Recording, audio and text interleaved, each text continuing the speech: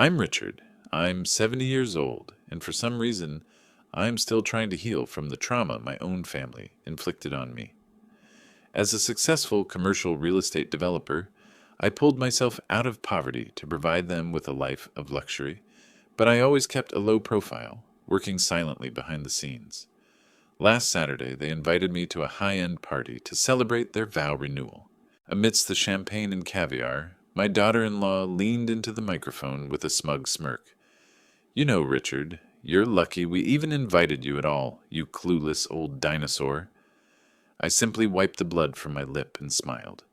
That night, I logged into my system, deactivated every family credit card, and emailed my lawyer to start the process of selling their mansion.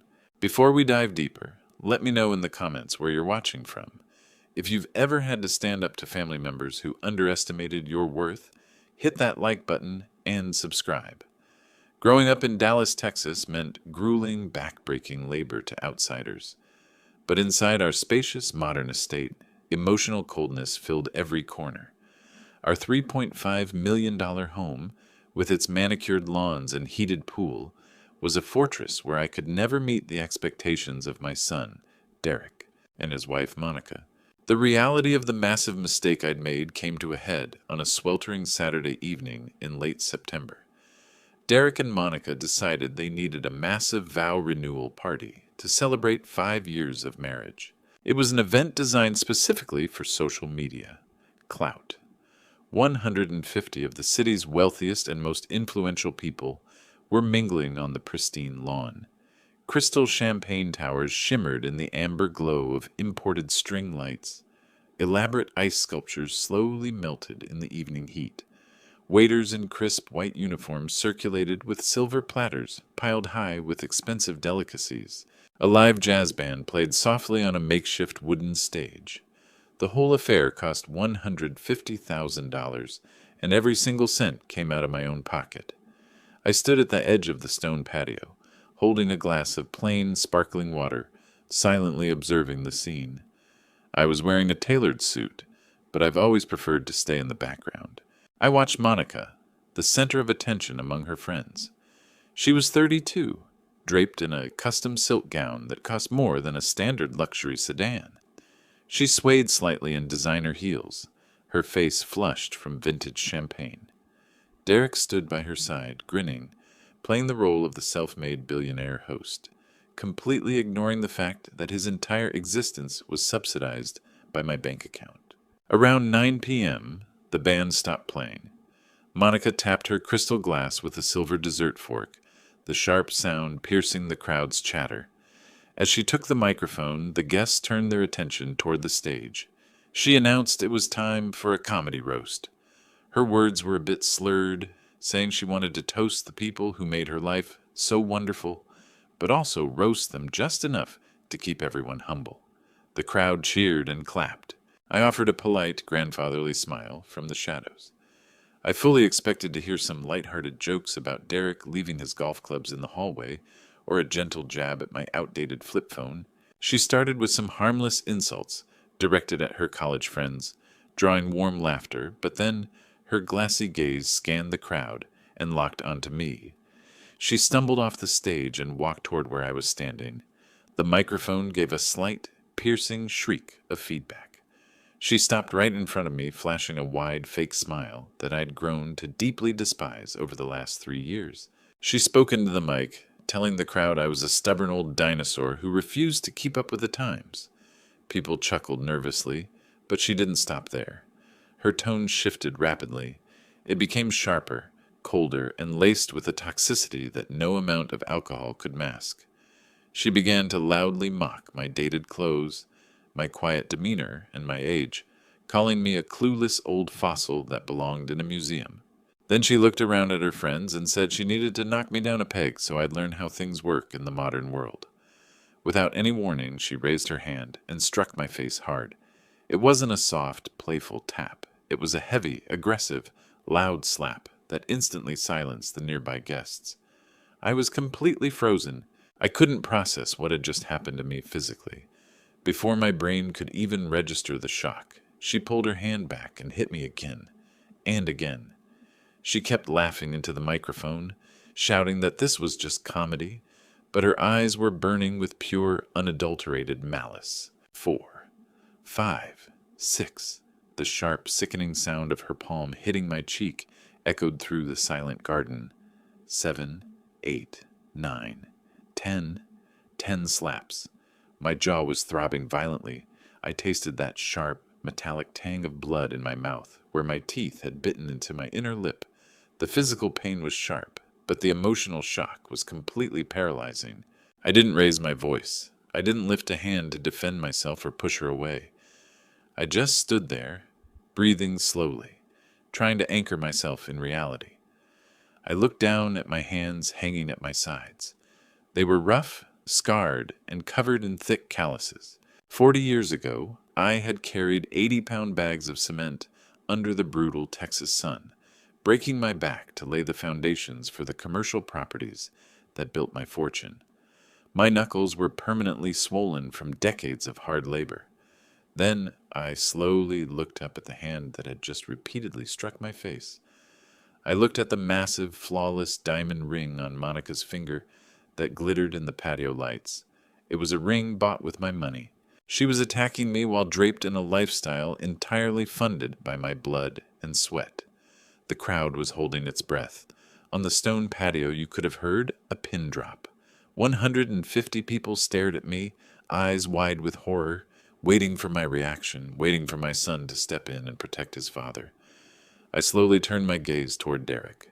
He was 35, a man who had never known hunger, struggled to pay a utility bill, or truly felt fear for the future. He stood 3 feet away from me.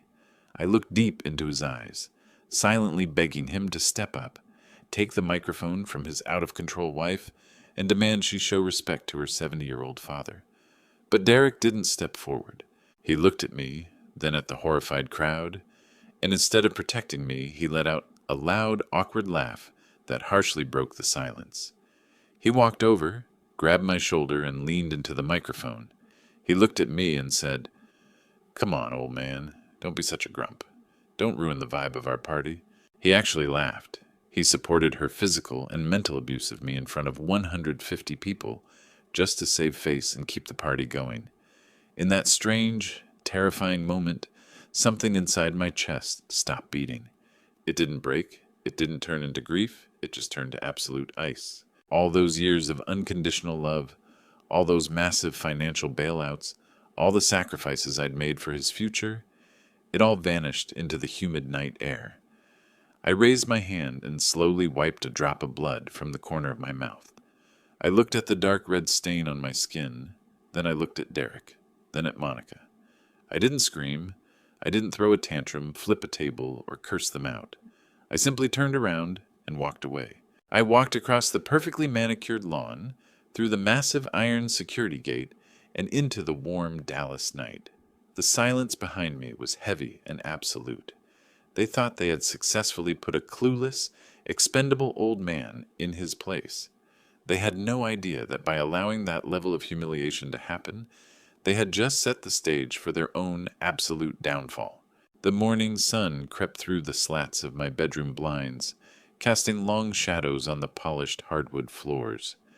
I sat on the edge of the mattress, feeling the heavy throbbing in my jaw before I even opened my eyes. The right side of my face was noticeably swollen and incredibly painful to the touch, a physical reminder of the sheer disrespect I'd endured the night before. I walked slowly into the kitchen to make coffee. Since my beloved wife passed away, the silence of the house was usually a great comfort to me, a peaceful space I had cultivated. But today that quiet felt unusually heavy and suffocating. I poured dark roast coffee into my favorite ceramic mug, watching the steam rise toward the ceiling. My mind kept violently replaying the laughter echoing on the patio. My own son had actually mocked me while I was being degraded. The harsh ringing of my phone suddenly shattered the quiet morning air. Derek's name flashed on the screen. I stood there, letting it ring 4 times before I finally picked up. I didn't say a word. I just held the phone to my ear and waited. "Hey, Dad," Derek said. His voice was incredibly casual, carrying that light, carefree tone of a man who thinks we're just about to discuss the weather or local sports scores. Look, about last night. Monica feels terrible. She'd had too much of the top-shelf champagne. You know how those high-end parties are. People get carried away with the atmosphere. You left so fast. We didn't even get a chance to explain. I gripped the edge of the cold granite countertop. Explain what, Derek? Explain why my daughter-in-law slapped me in the face 10 times in front of half the city? Derek let out a heavy, dramatic sigh. It was that specific sigh a frustrated parent gives a stubborn child. Dad, please. It was a comedy roast. The whole point of the game is to push boundaries. You're taking this way too personally. You're always too sensitive about jokes. Monica loves you. She was just playing to the crowd, trying to get a reaction. Don't make this into some big family drama. I'm too sensitive, I repeated slowly, letting the sheer absurdity of his words sink into my marrow. He was actively gaslighting me, trying to rewrite the brutal reality of what I'd experienced into me merely overreacting. Exactly. Derek's tone grew noticeably lighter, as if we'd just resolved a tiny misunderstanding. Listen, we're about to head out for a 3-week luxury vacation to the Maldives. Monica's actually on her way to your place right now to drop something off and apologize in person. Just hear her out, okay? Don't hold a grudge over something small. See you later, Dad. He hung up before I could even answer. I stared blankly at the dark screen of the device. The audacity was simply breathtaking. They actually believed a forced, insincere apology could easily erase the profound humiliation they'd orchestrated. 20 minutes later, the heavy brass door knocker echoed loudly through my foyer. I opened the door to find Monica standing casually on my porch. She was impeccably styled, wearing a crisp white designer shirt, holding a huge wooden box tied with a thick gold ribbon. Her face was perfectly disguised as a mask of extreme remorse. Richard, I'm so incredibly sorry, she said softly, walking into the house without waiting for a formal invitation. She went straight into the main kitchen and placed the heavy box on the center island. I brought you this premium imported red ginseng. I know how much you value your health and wellness. This is the absolute best quality you can buy on the market. I looked down at the wooden box. I immediately recognized the luxury brand. It was a high-end health supplement that retailed for about $800. I also knew exactly how she'd paid for it. It was charged directly to a secondary black card tied to my main business account, the card I'd given Derek strictly for family emergencies. She was using the money I'd worked so hard to earn to buy me an apology gift for physically attacking me. I had way too much to drink, Richard, she continued, her voice trembling with highly practiced emotion. The massive pressure of organizing the vow renewal party just overwhelmed me. I thought I was being funny, but I clearly crossed a serious line. I sincerely hope you can find it in your heart to forgive me. I looked deep into her eyes. There wasn't a shred of genuine regret there. Beneath the rehearsed sadness, I could clearly see a cold, calculating impatience. She was just going through the motions to ensure the doors to Bank of Richard remained open for their upcoming trip. Is that so? I said calmly, deliberately taking a sip of black coffee. Yes, absolutely. She nodded quickly. She reached into her oversized designer leather tote bag and pulled out a thick manila folder.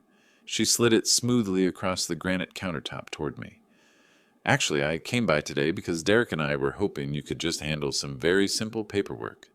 Just a little bit of housekeeping before we head off to the island. I stared at the thick folder. What is this, Monica? She flashed a smile that was sickeningly sweet, but didn't reach her eyes. It's just a standard medical power of attorney. Derek and I were talking last night, and we're just so worried about you, Richard. You live alone in this empty house, and honestly, you've been so forgetful lately. Since your beautiful wife passed away, we've noticed you're having some mental decline. We just want to ensure that if something terrible happened while we were on the other side of the world, someone would be legally authorized to make emergency health decisions for you. I maintained a completely neutral expression, but my brain was racing with terrifying clarity. Forgetful? Decline? I managed a highly complex commercial real estate portfolio. I negotiated multi-million-dollar development contracts every week. My mind was sharper than a razor blade. Furthermore, I just completed a comprehensive physical with my private physician 2 weeks ago. My health was absolutely impeccable. The story she'd woven was entirely fabricated, a deliberate trap. I slowly opened the cover of the folder. Densely packed legal jargon on the first page immediately jumped out at me. This was a set of comprehensive legal documents designed to strip me of my rights. I picked up the heavy ceramic coffee mug. I raised it to my lips, pretending to take another slow sip. Then, with a deliberate flick of my wrist, I let the mug slip entirely from my hand. Scalding coffee splashed violently across the countertop, instantly ruining the documents. Her mask cracked. Monica let out a loud gasp, jumping back as the dark liquid pooled on the kitchen island and soaked through the thick paper. She frantically grabbed a handful of paper towels, dabbing at the ruined files, a flash of pure anger crossing her face. I offered a slow, deliberate apology, playing the part of a clumsy old man to perfection. I told her my hands just weren't as steady as they used to be, especially after such a stressful night. She glared at me, her chest heaving with barely suppressed rage. She muttered something under her breath about how careless I was, grabbed her designer bag, and stormed out the front door without another word. The heavy door slammed shut behind her, rattling the glass panes in the entryway. The moment her car pulled out of the driveway, my entire demeanor changed. I wasn't a fragile old man. I was a survivor who had fought through the brutal world of commercial real estate for 40 years. I carefully peeled the coffee-soaked papers off the granite countertop.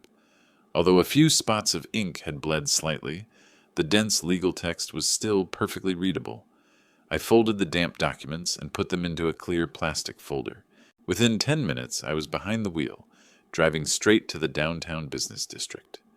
Morning traffic was heavy, but my mind was moving faster than the cars around me.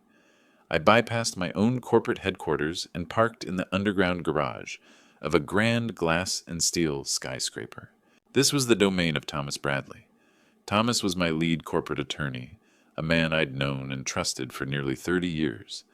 When it came to business, he was cold, brilliant, and completely devoid of sentimentality. When there were knives being pulled in the shadows, he was exactly the kind of man you wanted on your side. I bypassed his receptionist, gave a short nod to his assistant, and walked straight into his spacious corner office. Thomas looked up from his dual monitors, his sharp gray eyes immediately recognizing the absolute gravity of my expression. I threw the plastic folder onto his polished mahogany desk.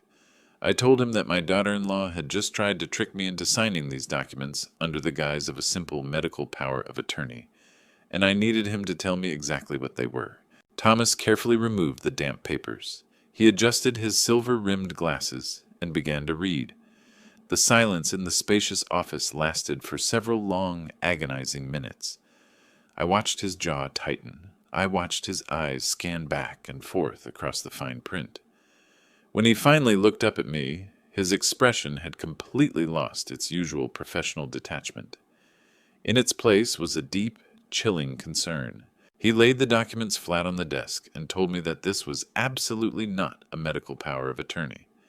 He explained that it was a comprehensive, durable power of attorney. If I had blindly signed that paper, I would have been effectively handing over absolute control of my entire life, finances, and legal standing to Derek and Monica. Thomas pointed to specific clauses buried deep within the complex legal terminology. He translated the dense text into a brutal, terrifying reality. He explained that they would have the power to unilaterally liquidate my massive portfolio without my consent. They could sell my commercial properties, drain my personal bank accounts, and completely restrict my access to my own financial advisors. I would be left penniless and legally powerless.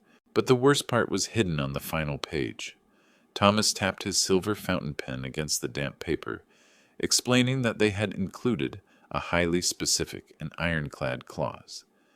This particular provision granted them the ultimate legal authority to declare me mentally unfit to manage my own affairs.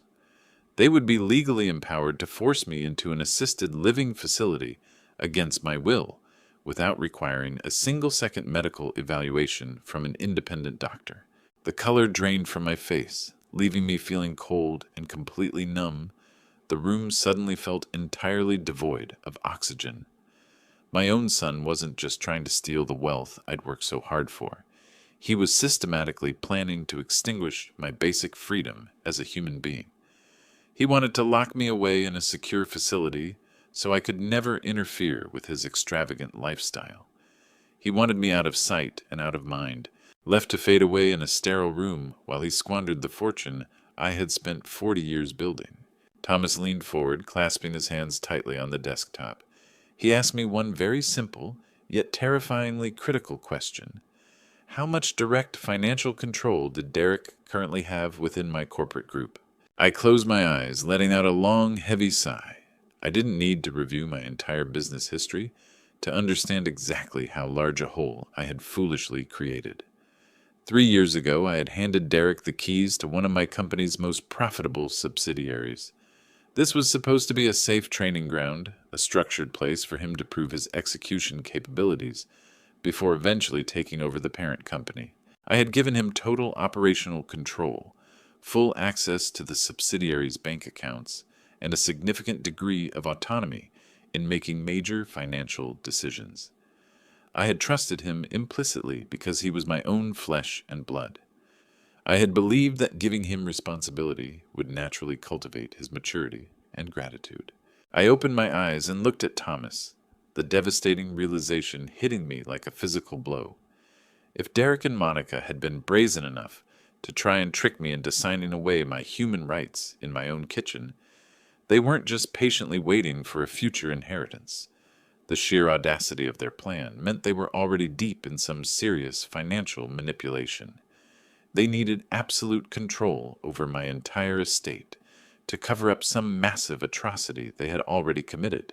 They needed me out of the way before I discovered their secrets. The pieces of the puzzle were rapidly falling into place, painting a picture of deception far deeper than a humiliating slap at a party.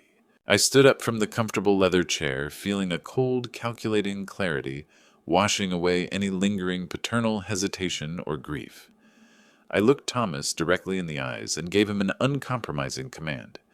I told him to deploy our most aggressive forensic accounting team immediately. I demanded a comprehensive covert audit of Derek's subsidiary division be initiated before the end of the day. I demanded every ledger be scrutinized, every offshore wire transfer tracked, every vendor invoice verified, and every piece of digital communication torn open. I told Thomas to dig mercilessly until he reached the absolute bottom of their financial lies. I was fully prepared to reveal the absolute truth today, regardless of how much damage it would cause to my entire family. I walked out of Thomas's downtown office and into the scorching Dallas afternoon. The absolute weight of what I had just initiated pressed heavily on my shoulders. I was officially declaring war on my own flesh and blood. I unlocked my luxury sedan and slid into the driver's seat. For a long time, I just sat there, gripping the steering wheel. I needed to construct a flawless trap. If I confronted Derek immediately with my suspicions, he would panic. He would instantly destroy documents, move hidden funds, and assemble a defense team to drag me into a long, drawn-out legal battle. I couldn't afford a messy conflict. I needed total, absolute victory. I needed them to be completely isolated and utterly oblivious. I closed my eyes and summoned a very specific version of myself. I dug into the past and awakened the cold, unyielding real estate developer I was in the 1980s. Back then, I had faced corporate titans and predatory investors who tried to bleed my company dry. The golden rule of those negotiations was simple. Never let your opponent know you have the upper hand until the trap has completely closed. I took a stabilizing breath, completely relaxing my posture. I practiced loosening my jaw and letting a hint of tremor seep into my vocal cords. I picked up my phone and dialed my son's number. Derek picked up on the second ring. His tone was light, dripping with a sense of authority he hadn't earned. He asked if I had reviewed the medical documents Monica had sent over that morning. I didn't get angry. I didn't shout. Instead, I let out a long, fragile sigh, ensuring the microphone picked up the manufactured exhaustion in my breathing. I told him I'd looked at the papers, but my eyes had been so tired lately. I muttered that all that dense legal text was giving me a terrible headache. I painted the precise picture he was desperate to see. I played the part of a broken, weary, lonely old man who was rapidly losing his grasp on reality. I heard a shift of eagerness in his breathing. He applied pressure, gentle but firm, insisting it was for my own good, and suggested he could drive over and help me sign right then and there. I softly stopped him. I told him I was just too exhausted to handle legal matters today. Then I threw out the ultimate bait. I reminded him that their highly anticipated Maldives anniversary vacation was right around the corner. I told him I wanted them to leave immediately. I insisted they take 3 full weeks, on my dime, to celebrate their beautiful marriage. I promised him that the moment they returned from that tropical paradise, I would happily sign every single document they put in front of me. I told him I just wanted my son to take over my heavy burdens so I could finally rest in peace. The silence on the other end of the line was filled with greedy calculation. I could almost hear the gears in his brain turning. He was weighing the immediate gratification of a free, incredibly expensive luxury vacation against the slightly delayed reward of gaining total legal control over my estate. His arrogance easily won out. He adopted a tone of fake concern, told me to get some rest, and promised they would fly out first thing the next morning. We exchanged hypocritical pleasantries, and I hung up. I sat in the car and smiled. The predator was convinced they had successfully cornered the wounded prey. Over the next 48 hours, I sat quietly in my study, monitoring my financial alerts. With extreme detachment, I watched Derek and Monica shamelessly drain my accounts to fund their extravagant departure. Credit card notifications popped up like clockwork. They booked 2 round-trip first-class tickets to the Maldives, costing about $24,000. They upgraded their overwater villa to a top-tier presidential suite. They spent thousands at luxury boutiques in the airport terminal on designer sunglasses and high-end luggage, all for a trip they didn't deserve. They bought heavily overpriced vintage champagne for the flight without hesitation. They bought an entire wardrobe of new tropical resort wear without a second thought. They even booked a private yacht transfer from the main island airport to their secluded resort, completely unaware they were paying for their own ultimate demise. I didn't block a single transaction. I let them spend my money freely because I knew that every dollar they stole was just adding another layer of cement to the inescapable grave I was meticulously building for them. I wanted them as far away from Dallas as possible. I wanted them trapped on a tiny slice of sand in the middle of the Indian Ocean, completely cut off from their local banking contacts and legal resources. I needed them stuck in a paradise that was about to turn into an absolute nightmare. Thursday morning, I sat by the large bay window in my living room, sipping my black coffee. I tracked their international flight using a public aviation app on my tablet. I watched the tiny digital plane icon take off from the local runway, climb to cruising altitude, and begin its long, uninterrupted journey across the globe. They were finally in the air. The door to the trap had officially slammed shut behind them. For the next 18 hours, they would be completely unreachable. I allowed myself one brief moment of deep relief. The toxic energy they brought into my world was temporarily gone. But there was no time to celebrate now. The real work had only just begun. A full 45 minutes after their flight left U.S. airspace, my private phone buzzed violently on the mahogany desk. I checked the caller ID. It was Thomas. I answered immediately. Thomas didn't engage in pleasantries or formal greetings. His voice was grim, stripped of any professional buffer. He told me the forensic accounting team had finished their initial covert audit of Derek's subsidiary division. He warned me that the situation was far more disastrously worse than we had initially anticipated. He told me to get to his office immediately because I needed to see those brutal numbers for myself. I hung up, put on my suit jacket, and walked out the door, ready to face the absolute destruction of my son's betrayal. I drove back downtown with a sickening, sinking feeling in my stomach. The Dallas skyline loomed ahead of me, a monument to the decades of relentless sacrifice I had made to ensure my family would never experience the suffocating poverty I had endured as a child. Every building I passed was a reminder of the heart and soul I had poured into my business. I parked and took the private elevator straight to the executive suite. The heavy elevator doors slid open with a soft metallic chime. I walked straight past the front desk and into the massive main conference room. Thomas was standing at one end of the long mahogany table as I entered. The room was bathed in the harsh afternoon sun, reflecting off the adjacent glass skyscrapers. The entire surface of the massive table was covered in neatly, meticulously organized financial files, bank statements, and printed transaction logs. Thomas didn't ask me to sit. He just gestured to the files with a tight, stiff expression.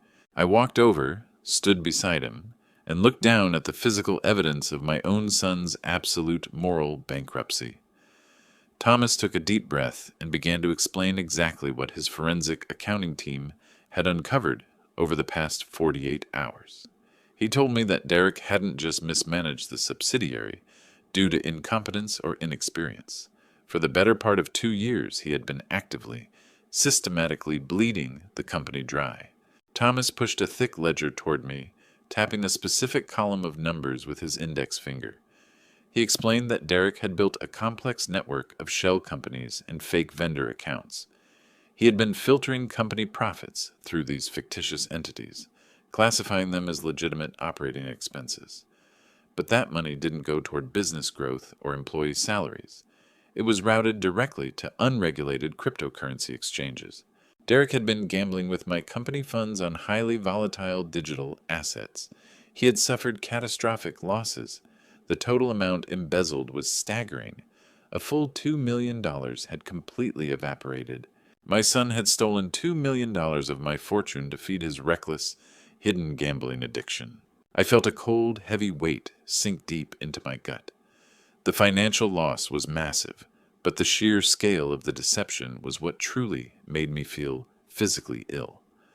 I looked at Thomas, shaking my head in disbelief. I asked him how Derek had managed to hide such a massive deficit from the internal auditors for so long. Thomas explained that Derek had been leveraging my perfect reputation in commercial real estate. He used my name and my corporate status to obtain high-risk, short-term loans to artificially inflate the subsidiary's quarterly balance sheet. He was playing a dangerous, highly illegal game of financial musical chairs, constantly shifting debt to create an illusion of profitability. He was banking entirely on the fact that I trusted him too much to ever look closely at the specific details of his operations. I closed my eyes, trying to digest the scale of this betrayal. I had handed him a golden opportunity, a clear path to build his own legitimate business, and he had turned it into his personal casino. But it wasn't over. Thomas reached across the table and pulled a separate, much smaller folder from the bottom of the stack. He told me embezzlement wasn't the only financial crime they had discovered. He opened the folder and laid a series of vendor invoices and bank transfer receipts in front of me. They were all dated last month. Thomas explained that his team had cross-referenced my personal credit card expenses with the actual amounts Derek and Monica had paid to the vendors for their lavish vow renewal party. I stared at the receipts, recognizing the names of the caterers, florists, and event planners from that horrific night in the garden. I had personally approved the $150,000 budget for that party. I had wired the money directly into a joint checking account that Monica had set up specifically to manage event costs. Thomas pointed to the highlighted transfer amounts. The actual verified cost for the entire party was only $50,000. Derek and Monica had colluded with a few shady vendors to generate heavily inflated fake invoices to show me. Once I transferred the full amount, they paid the actual costs and quietly pocketed the remaining $100,000 in cash. They had swindled a small fortune out of me just so they could host a party where they humiliated me in public and physically attacked me. The sheer, suffocating audacity of this scam left me completely speechless. They had meticulously orchestrated a scenario where I paid them a massive premium for the privilege of being slapped in the face in front of 150 people. The vow renewal was never about celebrating their marriage or solidifying their commitment. It was a calculated, theatrical cash grab, a coordinated strike against an old man they viewed merely as a bottomless ATM. I felt a scorching, unadulterated rage rising in my chest, completely burning away any remaining paternal grief. I looked at Thomas and told him I wanted to file formal criminal charges immediately. I wanted Derek arrested for the $2 million corporate embezzlement, and I wanted Monica charged for wire fraud regarding the party funds. Thomas nodded slowly, his expression remaining extremely grim. He told me we had enough actionable evidence to send them both to federal prison for a very long time. However, he warned me that a public criminal trial would inevitably drag my company's name through the mud and could potentially alarm short-term lenders, making them aware of the subsidiary's massive financial instability. He suggested I handle the asset recovery and punishment privately, using the threat of criminal prosecution to force their total surrender. I weighed his words carefully. A quiet, devastating execution was exactly what I preferred. I didn't want a public spectacle. I wanted total, absolute destruction delivered on my own terms. I wanted to dismantle their lives piece by piece. I told Thomas to prepare a civil lawsuit and draft Derek's termination papers. I wanted everything ready and filed the moment they returned from their tropical vacation. But just as I turned to leave the conference room, Thomas held up his hand. He asked me to wait. He said financial crimes were serious. But there was one final piece of evidence I needed to see before I decided on my final course of action. He reached into his suit jacket pocket and pulled out a single sheet of paper. He slid it slowly across the polished wood, pushing it to the very edge of the table, directly in front of me. He explained that his tech team had recovered an email Monica had deleted. I picked up the paper. The harsh fluorescent lights overhead illuminated the black text. It was an email exchange between Monica and the admissions director of a state-run, highly restrictive care facility located in a remote, depressed area 3 hours from Dallas. It was exactly the kind of place with a terrible reputation, a dark facility known for taking in government wards, drugging them heavily and isolating them from normal society. The chilling email was dated exactly 2 days before their lavish vow renewal party. I read the cruel words Monica had typed herself in silence. She was explicitly demanding that they reserve a permanent bed for me starting today. I held the crisp paper closer to my face, my eyes scanning the harsh black text printed on the page. The email was addressed directly to the facility administrator. Monica wrote that her father-in-law was experiencing rapid and severe cognitive decline and was becoming increasingly difficult to manage at home. She stated that they would be sending me over immediately at the beginning of next month, right after they returned from their extended vacation in the Maldives. But the logistical details weren't the most heinous part of her message. The truly terrifying part was the specific, calculated instructions she outlined in the second paragraph. She explicitly requested that I be placed immediately into their highly restricted memory care ward upon admission. She instructed the staff to confiscate my personal cell phone upon entry, citing a fabricated tendency I supposedly had for making confused, harassing calls to distant relatives. She even went further, mandating that my visitation rights be strictly limited to only her and Derek, effectively cutting off any potential access I might have to my legal counsel or outside financial advisors. They weren't just planning to steal my bank accounts. They were meticulously designing a permanent, isolated prison for me. The absolute weight of this realization hit me like a freight train. I slowly placed the paper back on the table, my hand trembling slightly as the full scope of their malicious intent took deep root in my marrow. For 40 years I had poured every ounce of my physical strength and energy into providing for my son.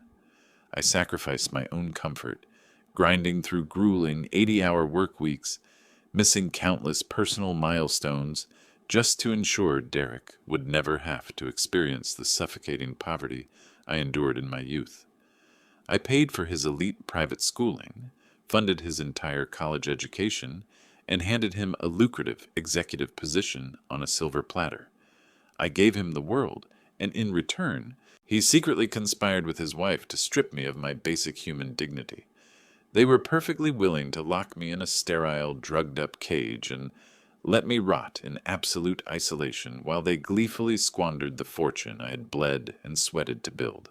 It was a cruelty so profound, so completely devoid of basic human empathy, that my brain struggled to fully digest the betrayal. The memory of the vow renewal party flashed vividly before my eyes. I remembered Derek laughing when Monica slapped my face. I remembered the heavy, mocking tone in his voice. He knew. He knew exactly what they intended to do to me. He had been smiling the entire time, sipping the expensive champagne I had paid for. Something fundamental deep inside me shattered as I sat in that quiet, air-conditioned office. The deep, agonizing grief that usually accompanies such profound family betrayal evaporated completely. It was replaced by a pure, absolute, glacial resolve. The warm, forgiving heart of a loving father had hardened into solid ice. In that exact moment, I realized the man I had raised no longer existed. The son I had loved unconditionally was completely gone, replaced by a greedy, parasitic stranger who viewed every day I remained alive merely as a temporary obstacle to his financial gratification. They had made a calculated decision to treat this as a resource war, and they had arrogantly assumed I was too weak and too old to fight back. I took a stabilizing breath, feeling a sudden, sharp, terrifying clarity. I was no longer a victim. I was the founder of a massive corporate empire, a man who had spent decades ruthlessly conquering some of the coldest, most ruthless developers in Texas. If Derek and Monica wanted a war, I would give them an absolute massacre.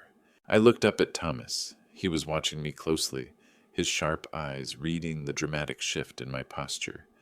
He had known me long enough to recognize the exact moment my corporate instincts overrode my personal emotions. He leaned back in his leather chair, carefully clasping his hands. He told me that if Monica had successfully tricked me into signing those power of attorney documents in my kitchen, this evil email would have been her legally binding operations manual.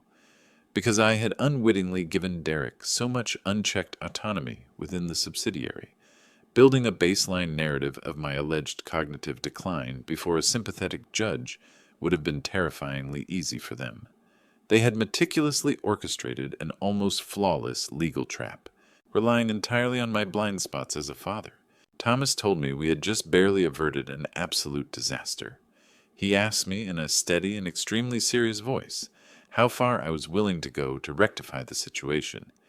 He needed to know if I was prepared to initiate the defensive measures we had discussed, or if my heart still held any lingering desire for a private confrontation or a peaceful family resolution. I didn't hesitate for even a single second. I told Thomas there would be no private conversations, no family mediation, and absolutely no mercy. I ordered him to initiate the legal slaughter. I demanded that every pathway to my wealth be severed before the sun went down. I demanded the civil lawsuit against that $2 million corporate embezzlement be filed immediately, ensuring the public record would permanently reflect Derek's criminal incompetence. I demanded the extremely harsh termination of his employment at my company, cutting off his massive salary and executive health benefits without even a single day of severance pay. Furthermore, I instructed Thomas to formally draft a complete and total disinheritance document. I wanted Derek completely wiped from my final will, replaced entirely by various local charitable organizations. I told Thomas that when Derek and Monica finally returned from their luxury vacation, I wanted them to come home to nothing. But before we froze the corporate accounts and canceled their black cards, there was one specific, massive asset that needed to be actively dealt with. I looked at Thomas and told him to pull up the master file for the Campbell Family Trust. The massive Dallas mansion that Derek and Monica constantly flaunted on their social media accounts was the crown jewel of their arrogant lifestyle. They loved hosting lavish parties, bragging to their wealthy friends about the custom renovations and expensive imported decor. They strutted through that sprawling estate as if they had built it from the foundation up themselves. However, their extreme sense of entitlement blinded them to a critical legal reality. They completely overlooked the fundamental details hidden deep within the original property deeds.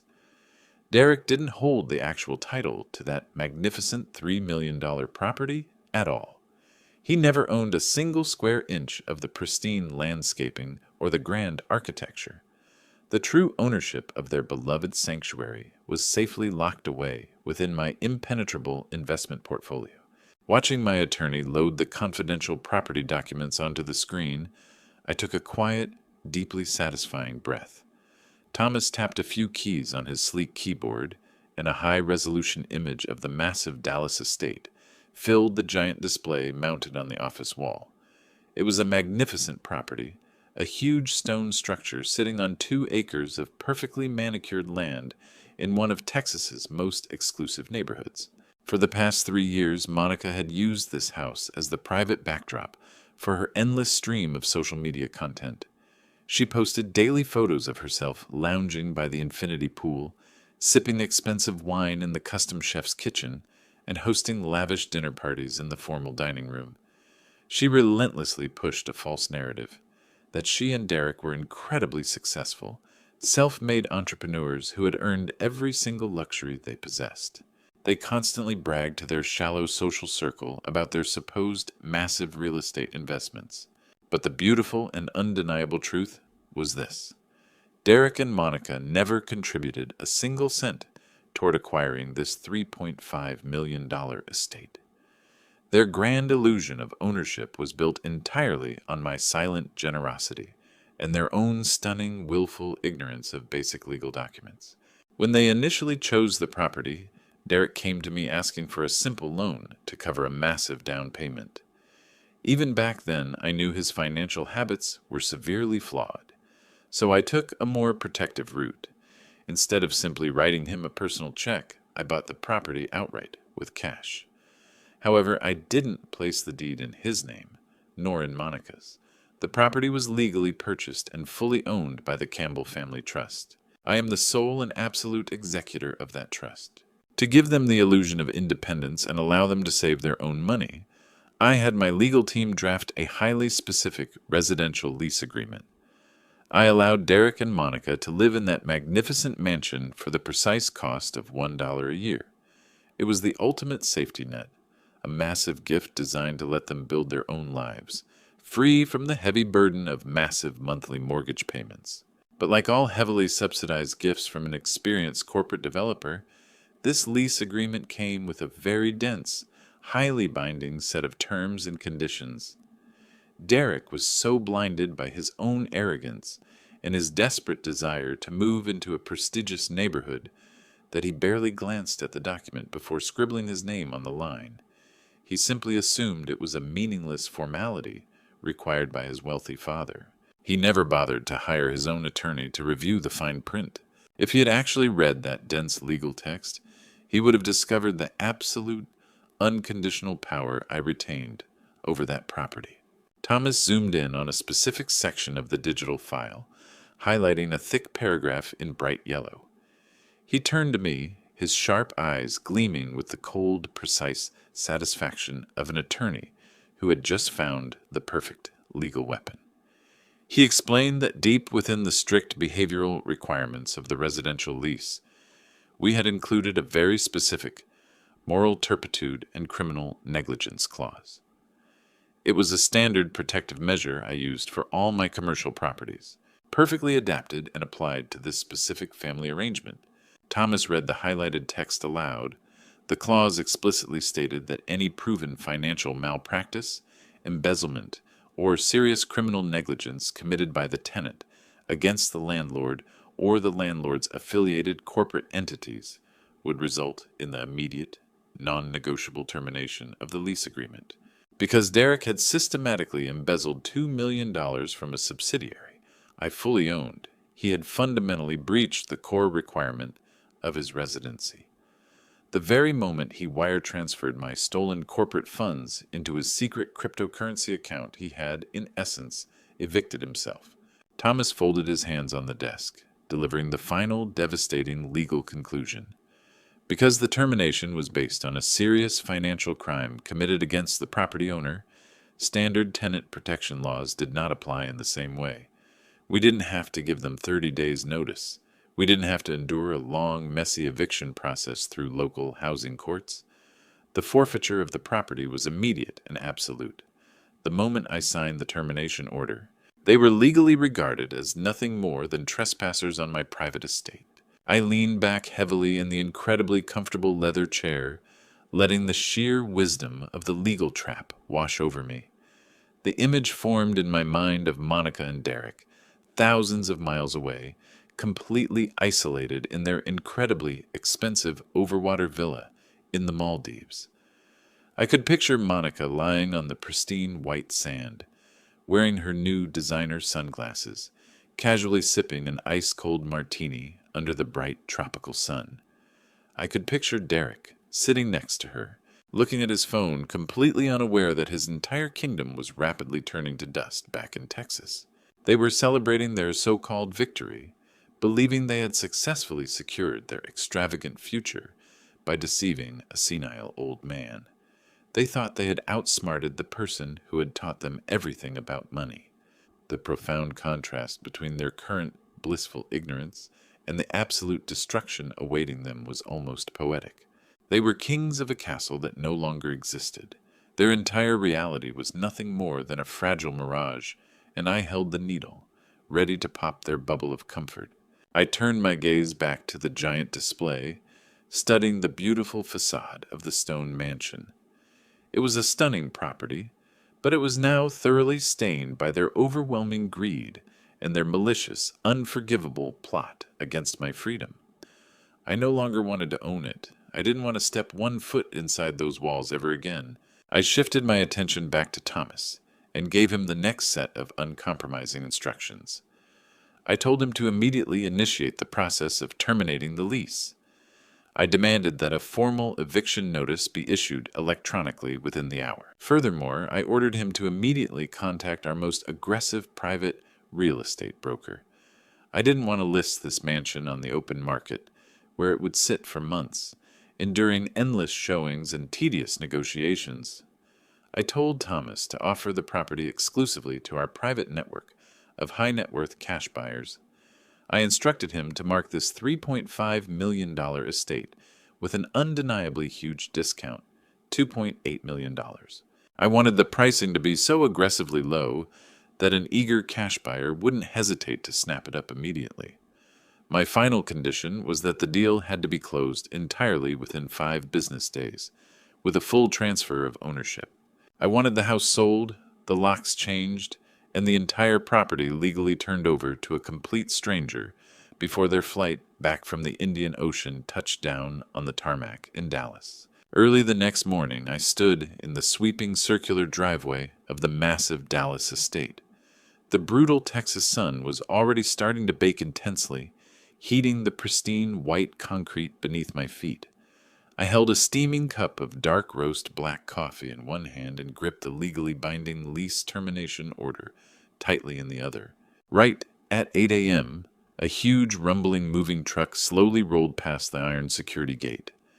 I hadn't hired one of those boutique, white-glove moving services that specialize in handling delicate antiques and priceless modern art.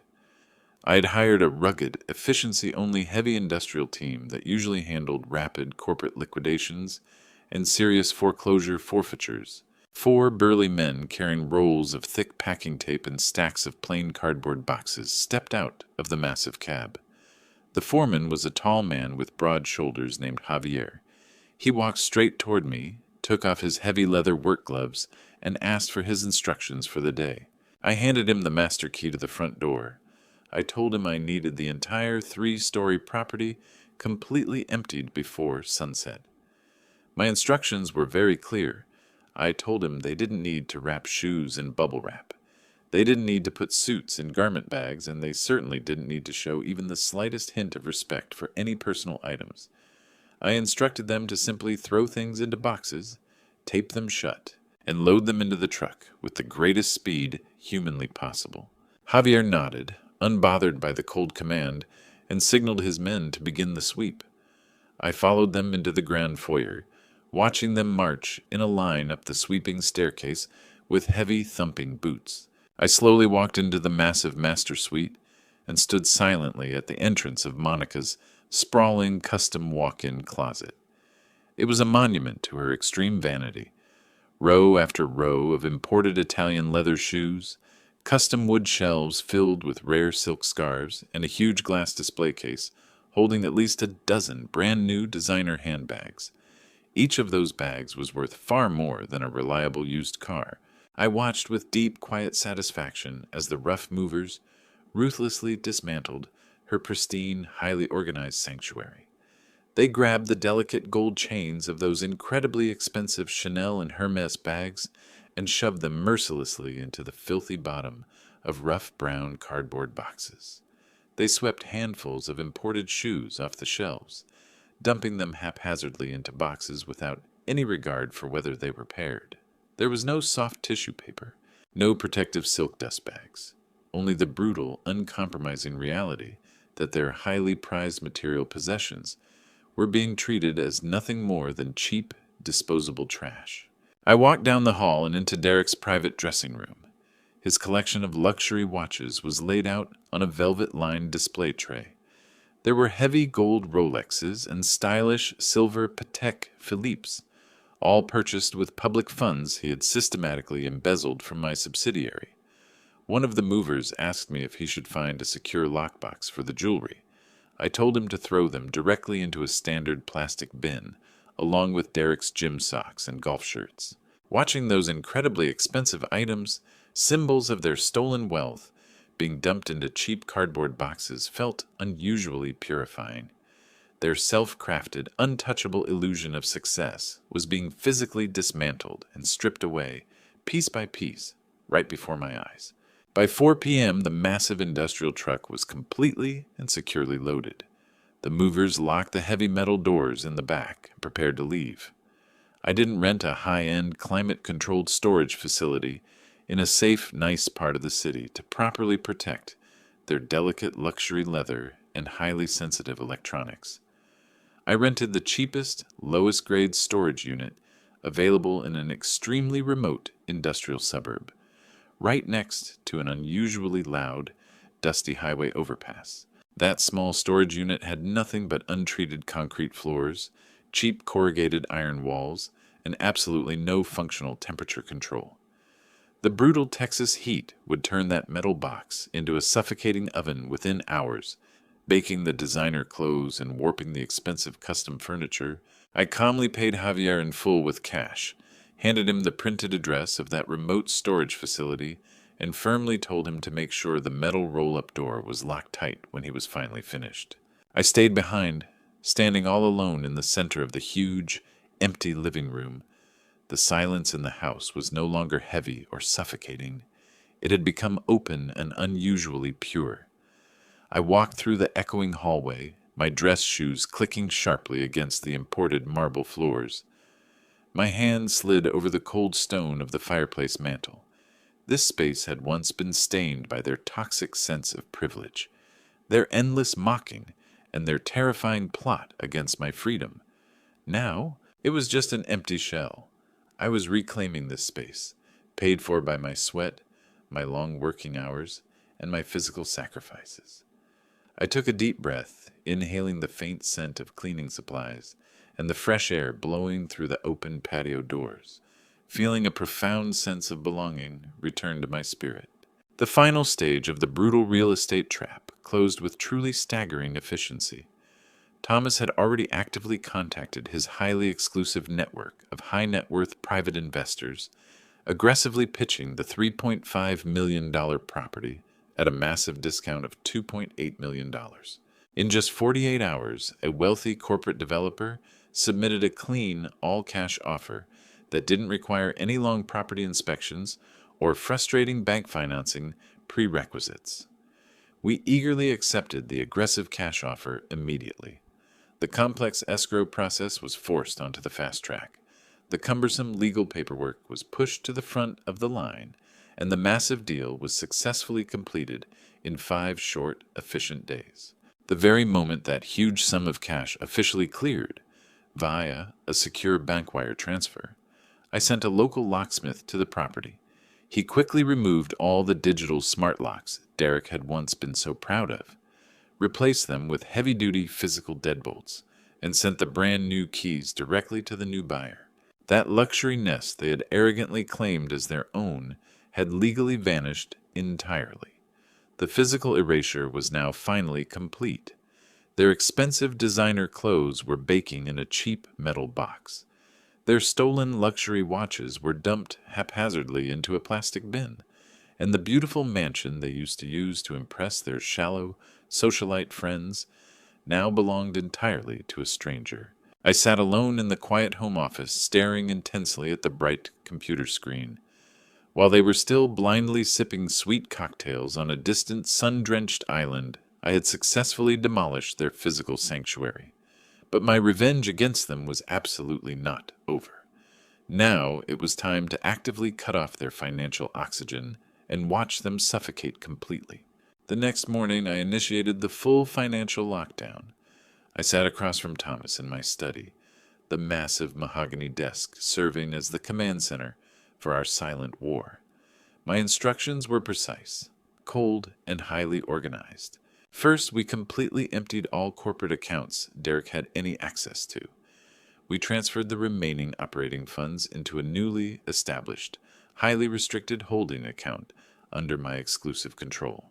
Next, I logged into my personal banking portal and permanently canceled all the secondary cards, the platinums and the blacks, that I had once issued to Derek and Monica.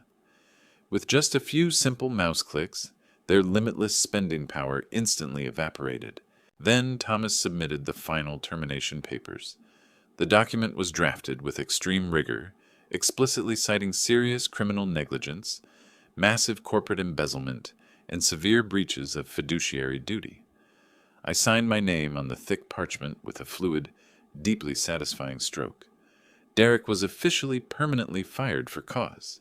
He would receive no severance pay, executive health benefits would not be continued, and there would be absolutely no corporate references given. The very moment I signed his professional death warrant, Thomas electronically filed formal fraud charges with the local district attorney's office. We submitted the comprehensive forensic audit report, the fake vendor invoices from the vow renewal party, and the irrefutable evidence of the $2 million cryptocurrency loss. The legal guillotine had officially dropped. Derek was no longer a wealthy executive. He was now an unemployed, debt-ridden criminal suspect facing imminent prosecution. I leaned back in my chair, watching Thomas close his heavy briefcase. The initial trap had been set perfectly. Now I just had to wait for them to trip the alarm. I shifted my attention to the large display placed in the corner of the desk. I opened a dedicated tracking application that was actively monitoring the GPS coordinates of the entire corporate fleet. Derek and Monica had been driving two heavily modified, top-tier Porsche luxury SUVs. They had specifically requested high-end leather interiors and upgraded performance packages, arrogantly charging the massive monthly lease fees directly to the subsidiary's operating budget. Because their employment had now been formally terminated with extreme prejudice, those incredibly expensive vehicles were legally required to be surrendered immediately. I had dispatched a specialized repossession team this morning. I sat quietly in my study, watching two blinking digital light points on the high-resolution map. These points were parked side by side in the designated long-term luxury parking garage at Dallas International Airport. I watched with quiet, profound satisfaction as the tracking app showed the light points suddenly start moving. The repossession team had successfully gained access to the secure facility, hooked the heavy vehicles onto their industrial tow trucks, and were currently dragging them back to the commercial dealership. When Derek and Monica returned from their luxury vacation, they were expecting to slide into the comfortable, climate-controlled leather seats of their expensive German sports cars. Instead, they would find an empty parking space and the heavy realization that while they were drinking champagne on the plane, their entire lavish lifestyle had been completely dismantled. Their physical erasure from my life was proceeding perfectly. Every asset they had stolen, every privilege they had abused, was being actively recovered. On the other side of the planet, the bright afternoon sun was shining beautifully on the crystal-clear water of the Indian Ocean. Monica was strolling leisurely along the pristine, air-conditioned paths of the exclusive island resort. She was wearing a brand new, incredibly expensive silk resort dress, feeling like absolute royalty. She walked confidently into the high-end designer boutique located near the main lobby. The elegantly lit little shop was filled with rare luxury goods, imported jewelry, and highly exclusive accessories, designed specifically to entice the incredibly wealthy guests. Monica's gaze locked onto a limited edition Chanel handbag perfectly placed on a glowing glass display shelf. The price tag was a staggering $5,000. For a woman accustomed to viewing my personal bank account as a bottomless wishing well, $5,000 was absolutely nothing. It was just a casual, impulsive afternoon purchase. She picked up the delicate leather bag, flashed an arrogant, smug smile at the attentive salesperson, and handed over her heavy metal black card. She didn't even bother to look at the final receipt. She just stood by the marble counter, waiting for the familiar, satisfying chime of the transaction going through. The salesperson skillfully swiped the heavy metal card through the point-of-sale terminal. Instead of a pleasant chime, the machine emitted a harsh, flat sound of rejection. A devastating word appeared prominently on the small digital screen. Declined. The salesperson frowned, apologized profusely, and tactfully suggested that perhaps the issuing bank had placed a slight security freeze on the account due to international travel. Monica let out a dramatic, extremely annoyed sigh. She rolled her eyes, complaining loudly about the huge inconvenience this caused her. She quickly pulled out her sleek smartphone, dialed Derek's number, and demanded he come downstairs to the boutique immediately to resolve this embarrassing financial error.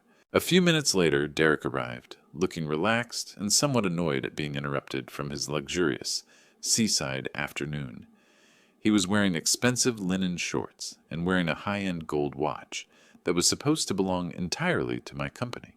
He strode confidently toward the marble counter, giving the extremely apologetic clerk a condescending smile. He fluidly pulled his main company platinum card from his designer leather wallet and handed it over, assuring Monica he would handle this little banking glitch. The clerk respectfully took the new card and carefully inserted the metal chip into the digital terminal. They all waited silently in nervous anticipation. The machine processed the information for a moment, then emitted the exact same harsh, undeniable sound of rejection. Declined. His confident, arrogant smile vanished instantly. A flicker of genuine confusion crossed his face. He quickly reached into his wallet and took out a third credit card. This card was tied directly to their personal, joint checking account. He inserted the plastic card into the machine, his jaw tight. As the terminal processed the request, declined. The terrifying word flashed on the screen once again. The salesperson looked at them, their eyes a mix of polite concern and rising professional suspicion. Monica stared at Derek, her eyes widened in sudden pure panic. Derek frantically pulled out his phone, opened his mobile banking app, fully expecting to see millions of dollars safely sitting in his account. However, he found absolutely nothing inside. Every corporate login credential he had possessed had been revoked. His personal account balance was shown as 0, currently under a full freeze status. A pending active criminal fraud investigation was underway. The tropical heat outside the boutique suddenly felt incredibly suffocating. The protective bubble of their stolen wealth had been violently pricked. They were trapped on a tiny, isolated island, thousands of miles from home, without a single functioning credit card, not a single penny of cash available to withdraw, and completely unaware that their absolute destruction had only just begun, and I was going to enjoy every single second of their agony. 12 hours later, the severity of their situation broke through the walls of their high-end villa. It was 2 a.m. in the Maldives. The sound of the ocean lapping against their suite was interrupted by a sharp, authoritative knock on their mahogany front door. Derek and Monica had spent the evening in a state of extreme denial.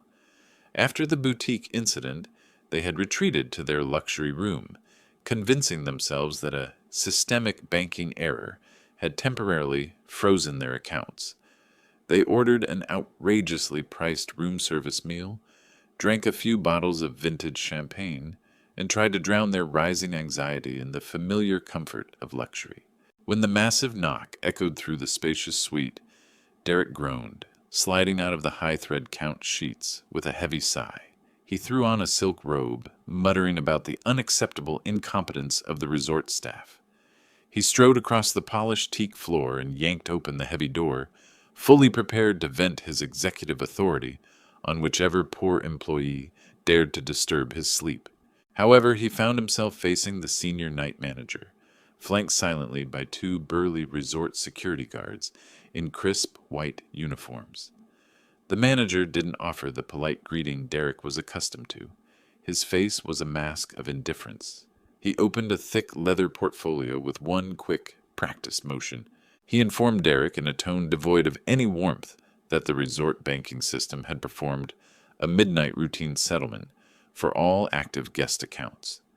He stated that the preferred credit card on file used for incidentals had been formally declined by the issuing bank, with hard codes indicating serious suspected fraud. Furthermore, the manager said, all subsequent attempts to process other payment methods associated with Derek's name had returned the exact same hard decline status. He handed Derek a long, detailed receipt. The total amount of the outstanding balance reached a staggering $40,000. This huge sum included the high daily rental rate for their overwater villa, the private yacht transfer from the airport, the cases of vintage champagne they had drunk, and the expensive morning spa treatments Monica had eagerly booked.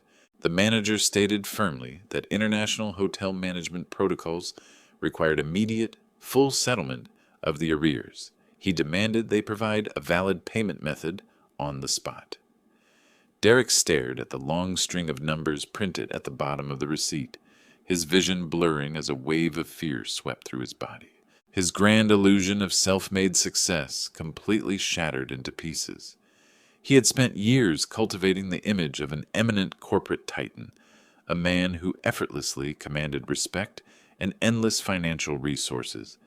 But now, standing at the door of his luxury suite, surrounded by uncompromising security guards, he was suddenly reduced to what he truly was.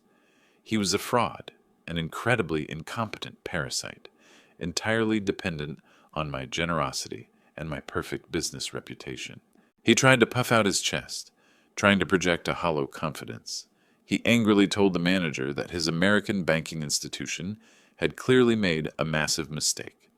He loudly announced that he was the chief operating officer of a Texas real estate firm, and he demanded that the resort reverse these charges immediately and issue a formal apology for the midnight disturbance. The manager just looked at him, completely unmoved by this insane, desperate bluster. He calmly repeated his demand for immediate verification of payment. Realizing his arrogant strategy had failed completely, Derek pulled his smartphone from the pocket of his silk robe. His hands were shaking, frantically searching for my contact number. He intended to wake me up, yell at me about the incompetence of my banks, and demand that I wire funds to lift the freeze on his account. He was fully prepared to use his standard script, a mix of guilt and manipulative rage. He pressed the bright green call button, held the sleek device to his ear, his jaw clenched, waiting for the familiar ring. However, what came out of the tiny speaker wasn't a ring, but a sharp, automatic click. A flat, emotionless, automated voice filled his ears, repeatedly stating that the number he had dialed was out of service and had been permanently disconnected. I had instructed Thomas to terminate my personal mobile account the very moment the eviction procedures were complete. I had cut off the last pathway for direct communication. Derek pulled the phone away from his face, staring at the screen in horror. He pressed the call button again, his breathing becoming shallow. The exact same machine voice repeated the devastating message. The realization hit him with physical force. I was gone, completely and permanently. The senior night manager watched patiently as Derek's composure dissolved into a rapid psychological collapse. He slowly closed the thick leather folder, took a small step closer to the doorway, and dropped his voice to a low, dangerous tone. He informed Derek that the resort had a strict, zero-tolerance policy regarding wire fraud and the theft of luxury services. He stated that if a valid, functional credit card could not be provided within the next 5 minutes, he would be obligated to contact the local Maldivian police authorities. He explained calmly that the local laws regarding hotel theft were extremely severe, and that upon their arrest, their U.S. passports would be confiscated by the authorities. He painted a chilling, imminent picture of their future.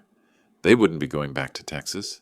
They would be forcibly removed from their luxury overwater villa, hauled to a crowded local holding cell, and locked away until that massive debt was paid in full. The mention of police and confiscated passports completely drained the last remnants of color from Derek's face. He stood frozen in the doorway, his mouth opening and closing silently as his brain desperately tried, and failed, to formulate a coherent escape plan. Monica was jolted awake by the sound of tense voices echoing near the entrance of their suite. Dressed in a flimsy, expensive designer nightgown, she stumbled out of the master bedroom, rubbing her tired eyes. She stopped dead in her tracks when she saw the burly security guards standing in her private hallway. She asked Derek what was happening. Her voice was sharp, laced with a sudden rising panic. Derek turned to face his wife, his demeanor having completely shattered. He looked at the woman who had conspired with him, the woman who had happily pushed him to steal my wealth and plot to lock me away in a restrictive nursing home for the rest of my life. He had nothing left to give her. As they stared at each other in the dim light of the hallway, absolute terror finally seeped deep into their marrow. They simultaneously realized the inescapable, terrifying reality of their current situation. They were completely trapped on a tiny, isolated patch of sand thousands of miles from home. They had absolutely no usable money. They had no return flights booked. For the first time in their privileged lives, there would be no wealthy father to save them from the brutal consequences of their own horrific actions. Later, I learned the specific, humiliating details of their desperate scramble for survival from resort management and the private investigators I had hired to monitor their inevitable collapse. The senior night manager gave them exactly 1 hour to come up with the $40,000 they owed. If they didn't pay, the police would be called, and they would be formally charged with felony hotel fraud. The luxury dream they had constructed was rapidly morphing into a suffocating nightmare. The stifling humidity of the tropical night pressed down on them as they frantically tore through their designer luggage. They searched desperately for anything of substantial value. Derek's arrogant executive persona had been completely stripped away. He was just a terrified criminal trying to avoid a foreign jail cell. Monica became completely hysterical. She screamed at him, demanding to know how he could let this disaster happen. She blamed him entirely for the frozen bank accounts, loudly accusing him of failing to manage the corporate funds and failing to secure my massive fortune as he had repeatedly promised. She had completely forgotten the active role she played in the massive corporate embezzlement and the incredibly cruel nursing home conspiracy. They had become two rats cornered in a trap. Resort management arranged a private security escort to take them by speedboat directly from their secluded island to the crowded capital city. They weren't going there for a romantic excursion. They were hauled to a hidden, heavily guarded pawn shop that specialized in high-end luxury goods. The sun had just risen, casting a harsh glare on their absolute destruction. The pawn shop owner was a shrewd, calculating man who immediately recognized desperate tourists when they walked through his reinforced door. He examined the items they offered with complete indifference. Derek produced his main pure gold watch, the very piece he had been proudly flaunting at the designer boutique the day before. Monica, nearly hysterical to the point of collapse, was forced to slide her massive diamond engagement ring off her finger. She had insisted on that specific ring, constantly bragging about its clarity to all her shallow friends. Now it was her only leverage to buy back her personal freedom. The pawnbroker weighed the gold and inspected the diamonds under a bright light. He knew they had absolutely zero leverage. He offered them a price that was a mere fraction of the actual market value. It was barely enough to cover the massive hotel bill and buy 2 cheap one-way tickets back to the U.S. Derek tried to bargain angrily, his voice cracking as he desperately cited the original retail prices. The owner simply slid the expensive items back across the scratched glass counter and told him emotionlessly to try his luck with the local police. Derek swallowed the last of his dignity and accepted the abysmal offer.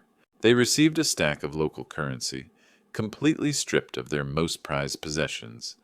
They were heavily escorted back to the island resort and finally settled the massive debt. Once the bill was paid and they were mercilessly kicked out of their premium overwater villa, the fragile veneer of their perfect marriage disintegrated completely. They found themselves standing on the scorching concrete of the main airport terminal, dragging their heavy designer luggage behind them.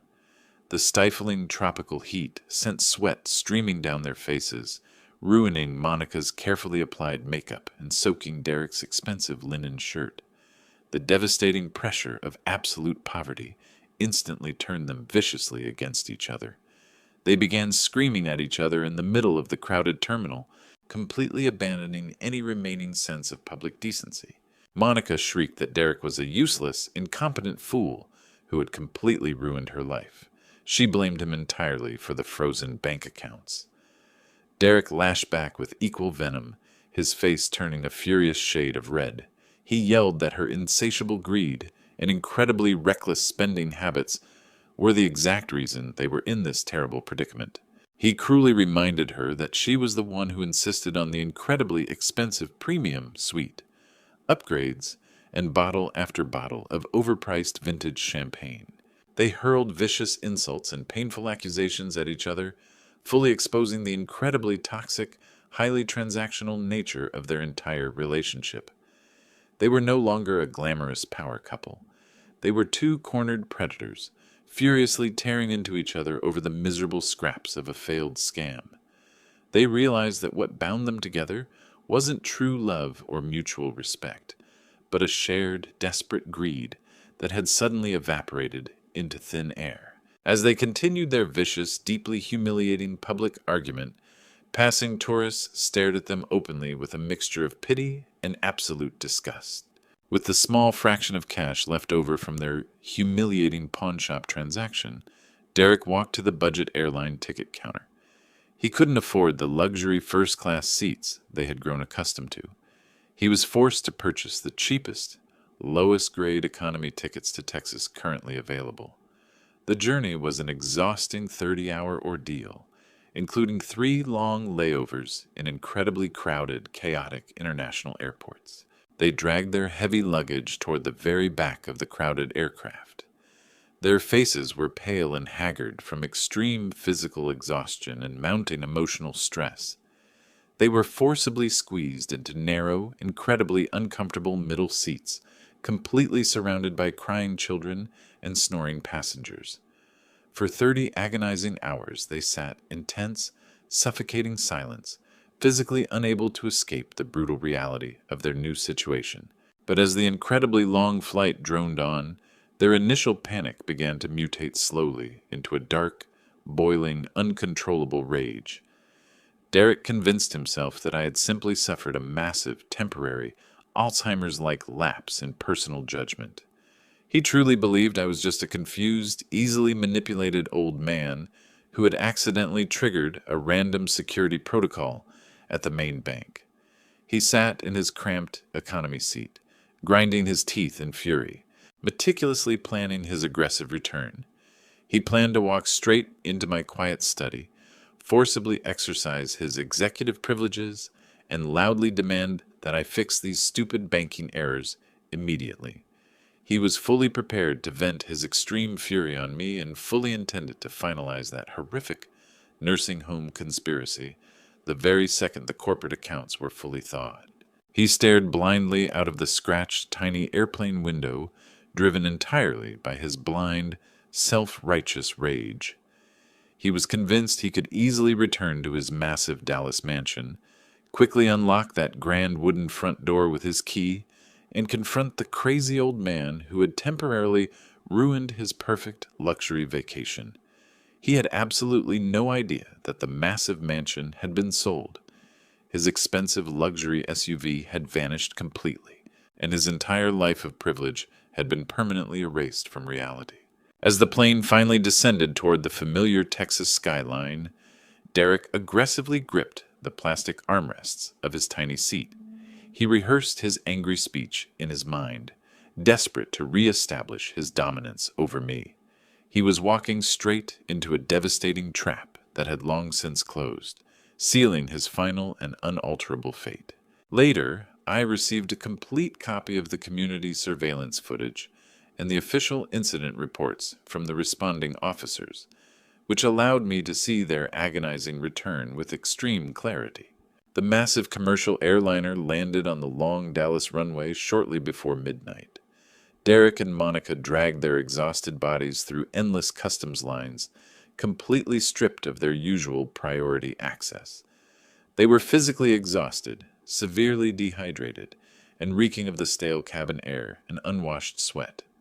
Because their corporate accounts were completely frozen, they couldn't call the usual private black car service to pick them up in climate-controlled comfort.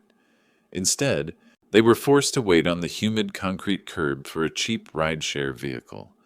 A battered compact car pulled up to pick them up. They shoved their heavy luggage into the tiny trunk and squeezed into the cramped back seat. During the long, silent ride to their exclusive gated community, Derek sat with his arms crossed over his chest, his jaw tightly clenched. He was actively fueling his misplaced rage, silently preparing the vicious, entitled speech he intended to deliver to me first thing in the morning.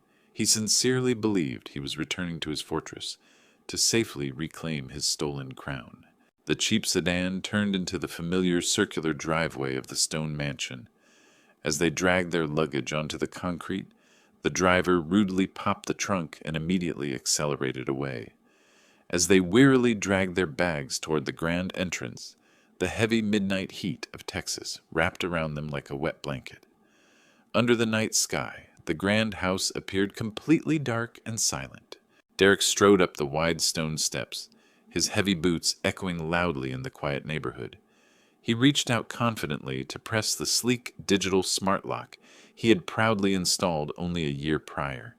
He expected the sensor to immediately recognize his presence, emit a crisp chime, and automatically unlock the heavy wooden door. Instead, his hand met cold, unfamiliar metal. He blinked, shook his tired head, and leaned closer to the doorframe. The incredibly expensive biometric keypad was completely gone. In its place was a heavy, basic brass deadbolt, clearly newly installed and completely unrecognizable. A sudden deep sense of confusion washed over his sweat-soaked face. He frantically rummaged through his designer leather pockets, looking for the physical spare emergency key he kept on his daily keychain. He jammed the small piece of metal into the new brass keyhole and twisted with the last of his strength. The key refused to turn. The pins inside were entirely different. The physical lock had been permanently replaced. Monica dragged her suitcase up the final step and slammed it onto the stone porch with a thud. She complained loudly about the suffocating heat and demanded Derek open the door immediately so she could finally take a hot shower. Derek ignored her. He violently rattled the brass handle and slammed his heavy shoulder against the sturdy oak door. The massive door didn't budge. The fortress he thought he commanded had been closed against him. The terrifying reality of his total financial dispossession finally followed him all the way home from the Indian Ocean.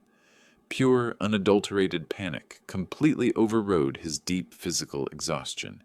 He lost the last tiny shred of rational control he had left. He took a massive step back, raised his heavy boot, and began to kick the bottom of the grand wooden door violently. The loud, hollow thuds echoed violently through the incredibly exclusive, quiet neighborhood. He began to scream, his voice breaking with absolute desperation, demanding that whoever was hiding inside open the door immediately. He shouted that he was the chief operating officer of the entire estate. desperately clinging to a meaningless title that no longer existed. He kicked the sturdy wooden door again and again, his face turning a furious, deep red. Suddenly, the massive exterior security floodlights turned on, instantly flooding the entire stone porch with blindingly bright white light. Derek instinctively blocked his sensitive eyes, gasping for air. He genuinely believed his aggressive physical, battering strategy had succeeded in intimidating whoever dared to lock him out of his own grand house. The heavy brass deadbolt inside made a crisp click. The massive oak door was pulled open hard, but standing in the grand foyer was not a confused house-sitter or security guard. It was a very tall, incredibly annoyed man, wearing a dark silk robe. His right hand was gripped tightly around a heavy aluminum baseball bat. The intimidating stranger stared at the two sweaty, disheveled people standing on his pristine porch, his eyes narrowing with absolute hostility. Derek froze, his raised fist slowly dropping to his side. He opened his mouth, desperately trying to summon his usual arrogant executive tone, and demanded to know what this strange man was doing inside his private house. The stranger stepped forward aggressively, planting his bare feet firmly on the expensive imported marble floor. He gripped the aluminum bat tighter and raised his low voice. The harsh sound cut directly through the humid, muggy night air. He told Derek he was completely out of his mind. He stated with absolute, unyielding authority that he had personally bought this entire property with full cash just 5 days prior. He snapped at them, demanding to know who the hell they were and what they were doing, kicking his front door in at 2 a.m. Monica let out a sharp, incredibly hysterical scream, loudly insisting that this was a huge misunderstanding and that they lived here permanently.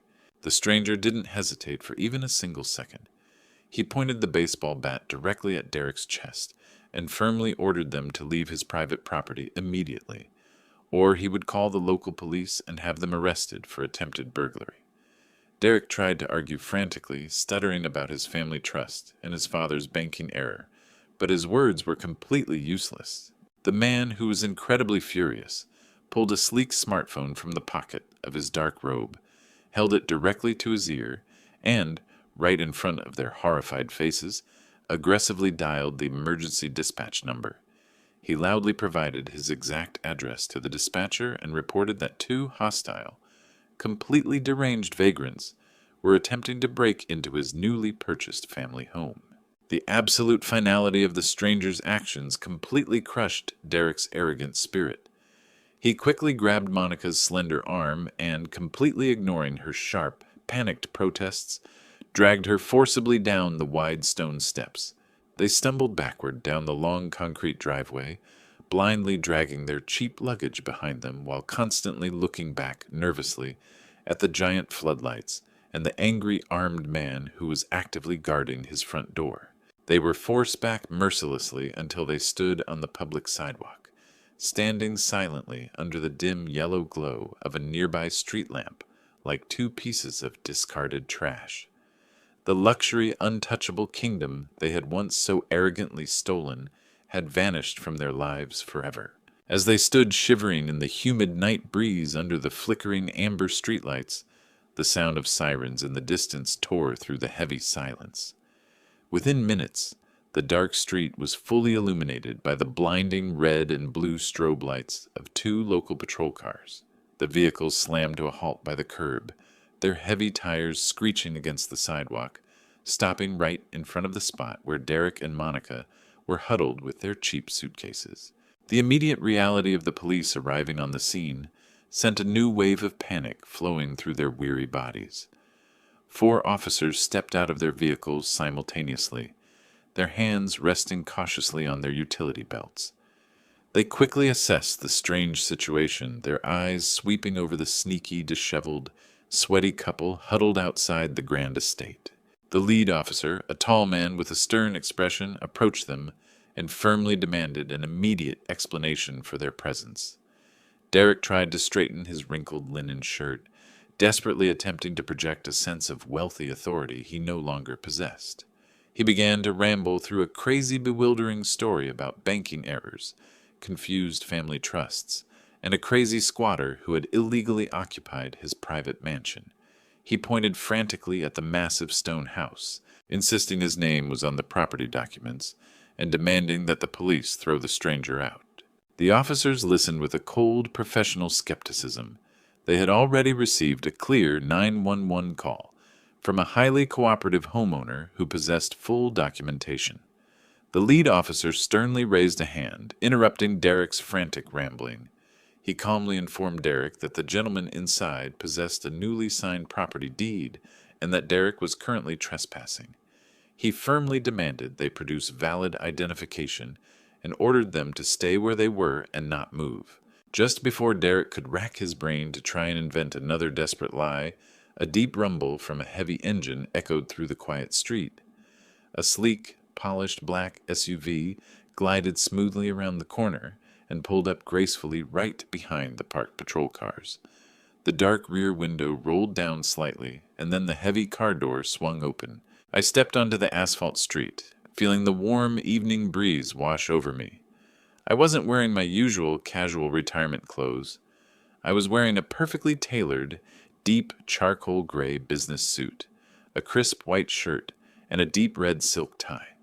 I stood straight, shoulders completely back, radiating the aura of a man who held absolute, unyielding control over his corporate empire. The extreme exhaustion and heavy grief that had plagued me for months had vanished completely.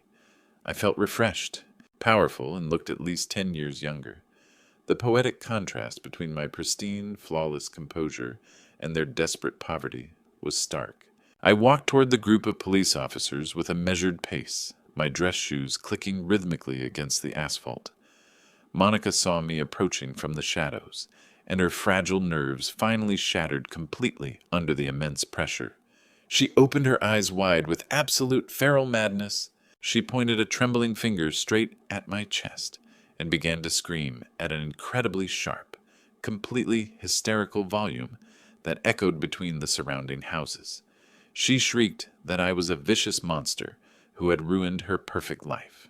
She frantically ordered the stunned police to arrest me immediately, loudly declaring that I had stolen her beautiful house and illegally frozen her private bank accounts.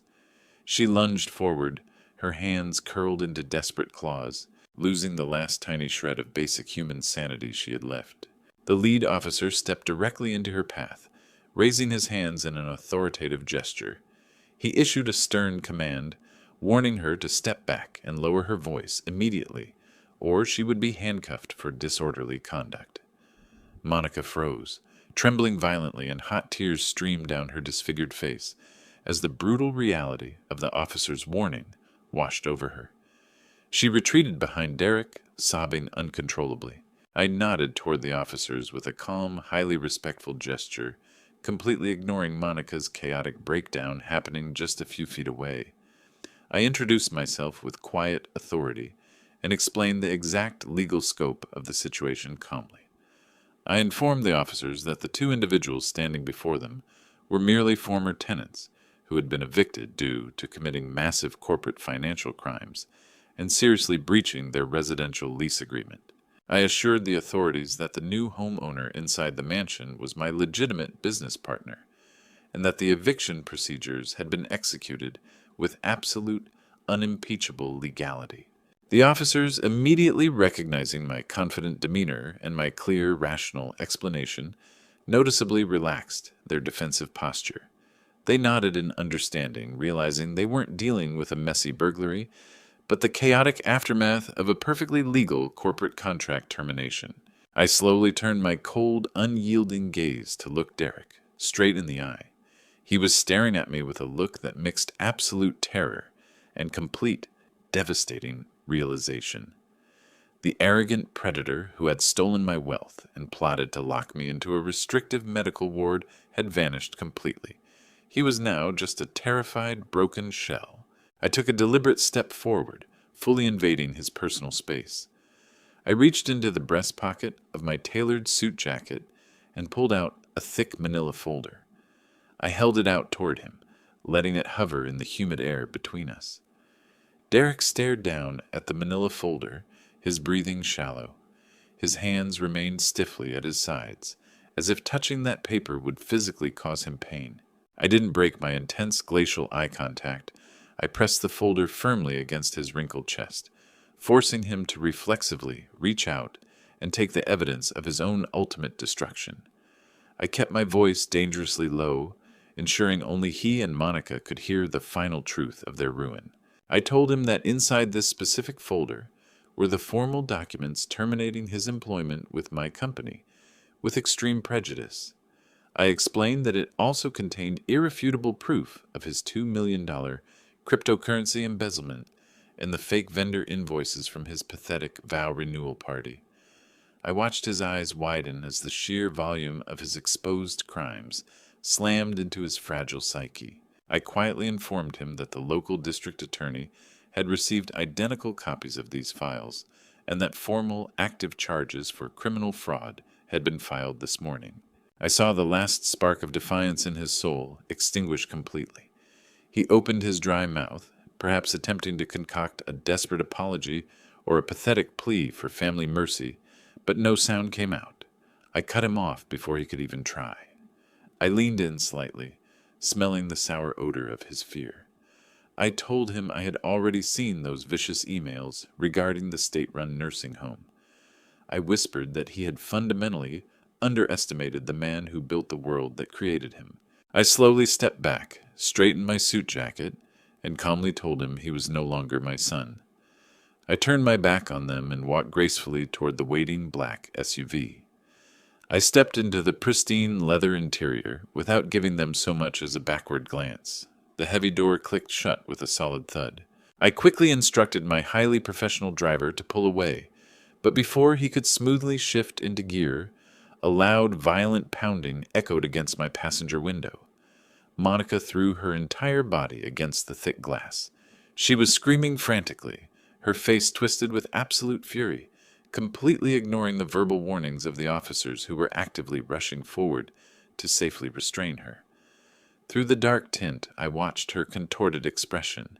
I quickly realized that my dramatic exit had been slightly premature. The financial execution had been completed, but the deep emotional reckoning remained completely unresolved. There was one final debt that needed to be collected immediately. I signaled my loyal driver to stay put. I unbuckled my seatbelt, grabbed the cold chrome handle, and shoved the heavy door open, forcing Monica to stumble backward onto the paved street. The police rushed forward to pull Monica away, but I calmly raised a hand, respectfully requesting a moment. The lead officer nodded, keeping a firm grip on her arms. I straightened my silk tie and stepped back out under the amber glow of the street lamp. Derek stood a few feet away, completely paralyzed, his knuckles white as he gripped that thick manila folder I had forced upon him. He looked like a thoroughly broken man, helplessly witnessing his own pathetic funeral. I walked slowly toward them, my dress shoes clicking sharply in the night air. I stopped directly in front of Monica. She was gasping for air, staring at me with burning hatred and rising terror. I stared deep into her eyes. The silence between us grew heavy. I reminded her that she had eagerly hosted that lavish vow renewal party and passionately gathered a massive crowd to witness my orchestrated humiliation. I kept my voice perfectly steady, projecting absolute control. I spoke clearly, ensuring everyone could hear me. I told her that for the sake of a vulgar, disrespectful joke, she had slapped me 10 times across the face. I told her that every strike was a meticulously calculated insult, designed to strip me of my dignity in front of her friends. I told her I hadn't responded with a vulgar outburst, but with extreme, calculated precision. I walked over to Derek and pulled that thick manila folder from his trembling hands. I flipped open the flap and looked directly into Monica's eyes. I told her that since she slapped me 10 times for a joke, I had brought 10 papers to return the favor. I pulled the first document from the stack and held it up. I announced that the first paper was the official notice of the house sale. I explained that the beautiful Dallas mansion she loved to flaunt was gone, sold entirely for cash to a corporate developer. I pulled the second document. I announced this was the notice of Derek's formal termination, effective immediately, permanently severing all access to my corporate empire. I pulled the third document and let it flutter in the breeze. I declared this was a formal civil lawsuit demanding the immediate repayment of the $2 million they systematically embezzled through fraudulent cryptocurrency investments. I pulled the fourth paper, confirming the legal repossession of their custom luxury vehicle, leaving them completely without transportation. I pulled the fifth document, showcasing the absolute permanent cancellation of every corporate and personal line of credit they possessed. I explained that their limitless spending power had been revoked permanently, leaving them completely destitute. I pulled the sixth document from the thick folder. I announced that this was the final legal decree of my last will and testament, outlining their complete and total disinheritance. I declared that after I pass away, they will never see a single cent of the fortune I accumulated. I pulled a cheap little brass key that was taped firmly to the seventh sheet of paper. I tossed it directly onto the concrete, right at Monica's feet. I explained that this was the key to a filthy storage locker in an industrial suburb, where her priceless designer handbags were currently enduring the oppressive Texas heat. I pulled the eighth document, a simple printed email thread. I held it up so Derek could clearly see the text. I explained that this was the communication between Monica and the restrictive state-run care facility. I pointed out that it clearly outlined her vicious conspiracy to frame me as mentally incompetent and lock me away so she could loot my corporate accounts without interference. I pulled the ninth document, a court-ordered injunction.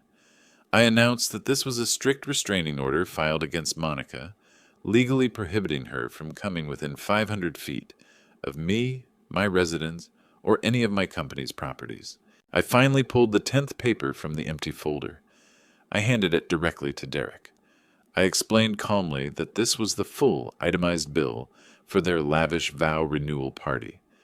I declared that the $150,000 expense had been legally and directly transferred into their personal debt. I told them that those 10 slaps had now been paid back in full. The devastating impact of these 10 documents hit them like a physical weight. Derek stared at the final bill in his hands, his eyes completely unfocused. But it was the mention of the 8th document that finally broke his frozen state. He lunged forward, snatching the printed email about the nursing home right out of my hand. His eyes scanned the paper rapidly, reading the undeniable proof of Monica's independent conspiracy. He realized she had recklessly turned her vicious intentions into writing.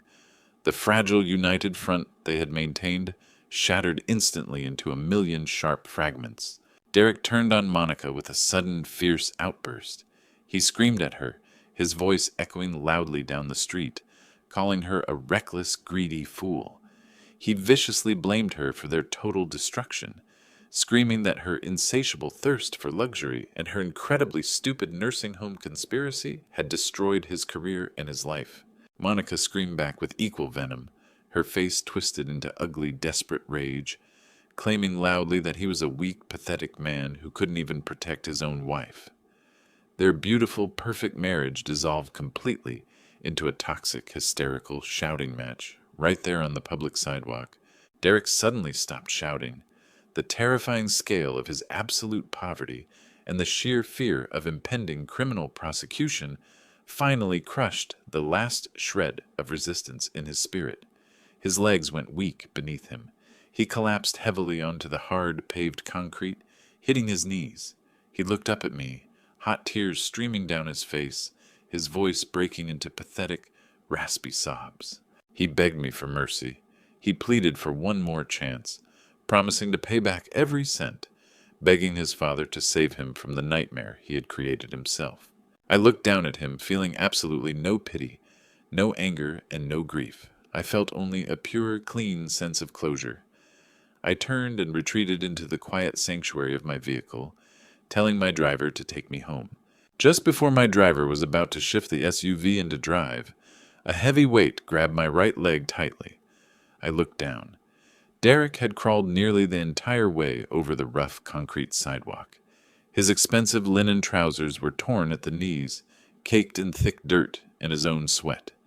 His hands were shaking violently, clutching the custom fabric of my suit trousers. He was sobbing aloud, a sound so wild it felt completely primal. It was the sound of a man watching his entire universe turn to dust. He yanked at my trouser leg, face turned up toward the amber streetlights, eyes wide and bloodshot. He began to desperately throw the woman he had just reaffirmed his vows with under the bus. He screamed that everything was Monica's fault. He sobbed that she was a wicked, manipulative woman who had systematically poisoned his mind against me. He cried out that it was she who demanded more money, more luxury, and more power. He swore on his life that the $2 million cryptocurrency embezzlement was entirely her idea, a malicious scheme she and her greedy friends cooked up to fund a lifestyle he could never afford on his own. He pointed at his wife with trembling fingers, loudly declaring to the police and to me that the nursing home conspiracy was her final betrayal, and that he was just too weak and too blinded by his own marriage to stop her wicked schemes. Monica stood a few feet away, momentarily stunned into absolute silence by the sheer magnitude of his cowardice.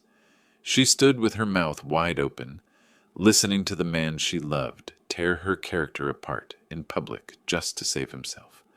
The remnants of their lavish, carefully curated partnership dissolved into a puddle of toxic mud on the Dallas pavement. She suddenly let out a deafening, piercing scream and lunged at Derek with both hands, prepared to physically attack him for his treason. Two officers immediately rushed forward, grabbing Monica by the shoulders and pulling her back with force. They issued stern, loud commands, warning her that she was inches away from being handcuffed in the back of a police cruiser for assault. Derek completely ignored her frantic screaming. He kept his tear-stained face turned up toward me. Gripping my leg even tighter, he begged for another chance. He pleaded for his father's forgiveness for his weakness. He promised he would divorce Monica immediately, promising that if I would drop the devastating civil lawsuit and restore his corporate access, he would testify against her in court. He swore he would start from the very bottom, even working in the mailroom, just to prove his renewed loyalty. Looking down at his tear-streaked face, I felt a sudden, unexpected, deep, paternal grief rise in my chest. For a fleeting second, the broken man begging in the dirt on the sidewalk disappeared, and I saw the little boy he used to be. I remembered teaching him to ride a bike in our old driveway.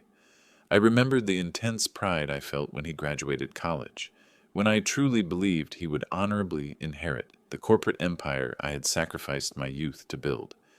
It was phantom pain, a heavy, sorrowful mourning for the son who had essentially died to me. But that brief flicker of paternal instinct was instantly and thoroughly snuffed out by the cold, undeniable reality of his actions. I looked at the thick manila folder lying on the concrete next to his knees. I vividly remembered the missing $2 million, representing the hard work of hundreds of my dedicated employees. I vividly remembered those incredibly vicious, premeditated emails detailing how he planned to strip me of my basic human rights and lock me in a clinical cage so he could steal my fortune without interference. He wasn't a victim misled by a manipulative spouse. He was a willing, active participant in his own greed. I leaned down and gripped his wrists tightly. I showed no sudden anger or messy violence. My movements were slow and precise. I forcibly pried his trembling fingers, which were clutching my suit, off my leg. He resisted for a split second before his strength collapsed completely. He slumped forward, palms flat against the warm Texas concrete, his shoulders heaving with uncontrollable sobs. I stood straight, looking down at the man lying in absolute ruins who thought he could outsmart his own father. I maintained a perfectly calm voice, devoid of any warmth, any anger, or any remaining sentiment. I told him that a man is ultimately defined by the consequences of his own choices. I told him he had eagerly chased the glittering illusion of endless wealth, and that he had willingly sacrificed his integrity, his family, and his honor to acquire it. I looked at his bowed head and delivered my final, unyielding judgment. I told him, "You made your bed, now lie in it." I turned my back on him for the final time. I stepped steadily into the spacious, climate-controlled cabin of the black luxury SUV and pulled the heavy doors shut behind me. That dull thud as the door closed was the most satisfying sound I had ever heard. I leaned into the plush leather seat and pressed a silver button on the door panel. The thick, dark-tinted windows began to roll up silently. As the glass rose, the chaotic sounds of the street began to disappear. I could see Derek still kneeling on the sidewalk, calling my name, his face twisted in absolute desperation. I could see Monica struggling frantically under the firm grip of the local police, her mouth wide open in an endless hysterical scream. I could see the flashing red and blue police lights reflecting off the stone facade of the grand mansion they had foolishly believed they could conquer. The thick glass sealed completely with a soft click, instantly muting their desperate screams into a dull, distant hum.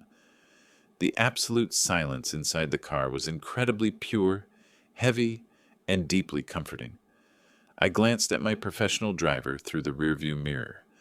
I gave him a simple, subtle nod. He smoothly shifted the heavy vehicle into drive, and we slowly rolled away from the curb. We drove past the police cars and around the corner, leaving the flashing lights far behind. I sat quietly in the back seat as the SUV glided through the dark streets of the Dallas suburbs. I didn't look back. I felt an incredible weight lifted from my shoulders, the heavy burden of toxic obligations I had carried for far too long. The meticulous precision of my revenge had been exhausting, but the profound sense of absolute closure was worth every calculated step I had taken. The massive corporate empire I built was now absolutely secure, completely purged of the parasitic sense of entitlement that had threatened to destroy it from within. My financial fortress was impenetrable.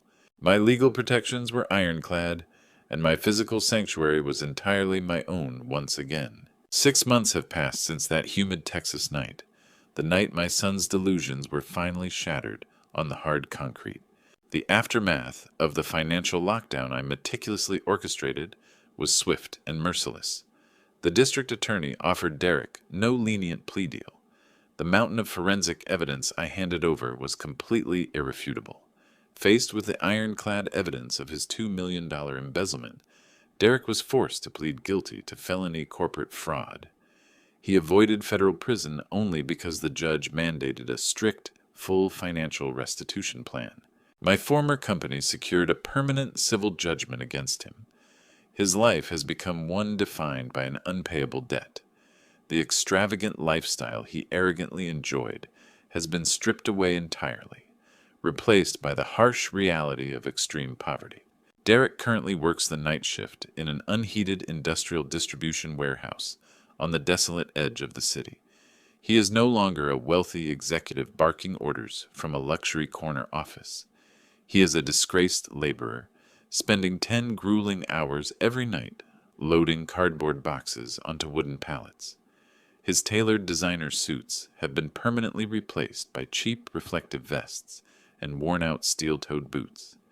Every Friday, the state government automatically deducts 80% of his minimum wage paycheck, transferring the money directly back to my company account to satisfy his restitution obligation. He lives in a dilapidated studio apartment and drives a rusted-out wreck of a car that barely starts.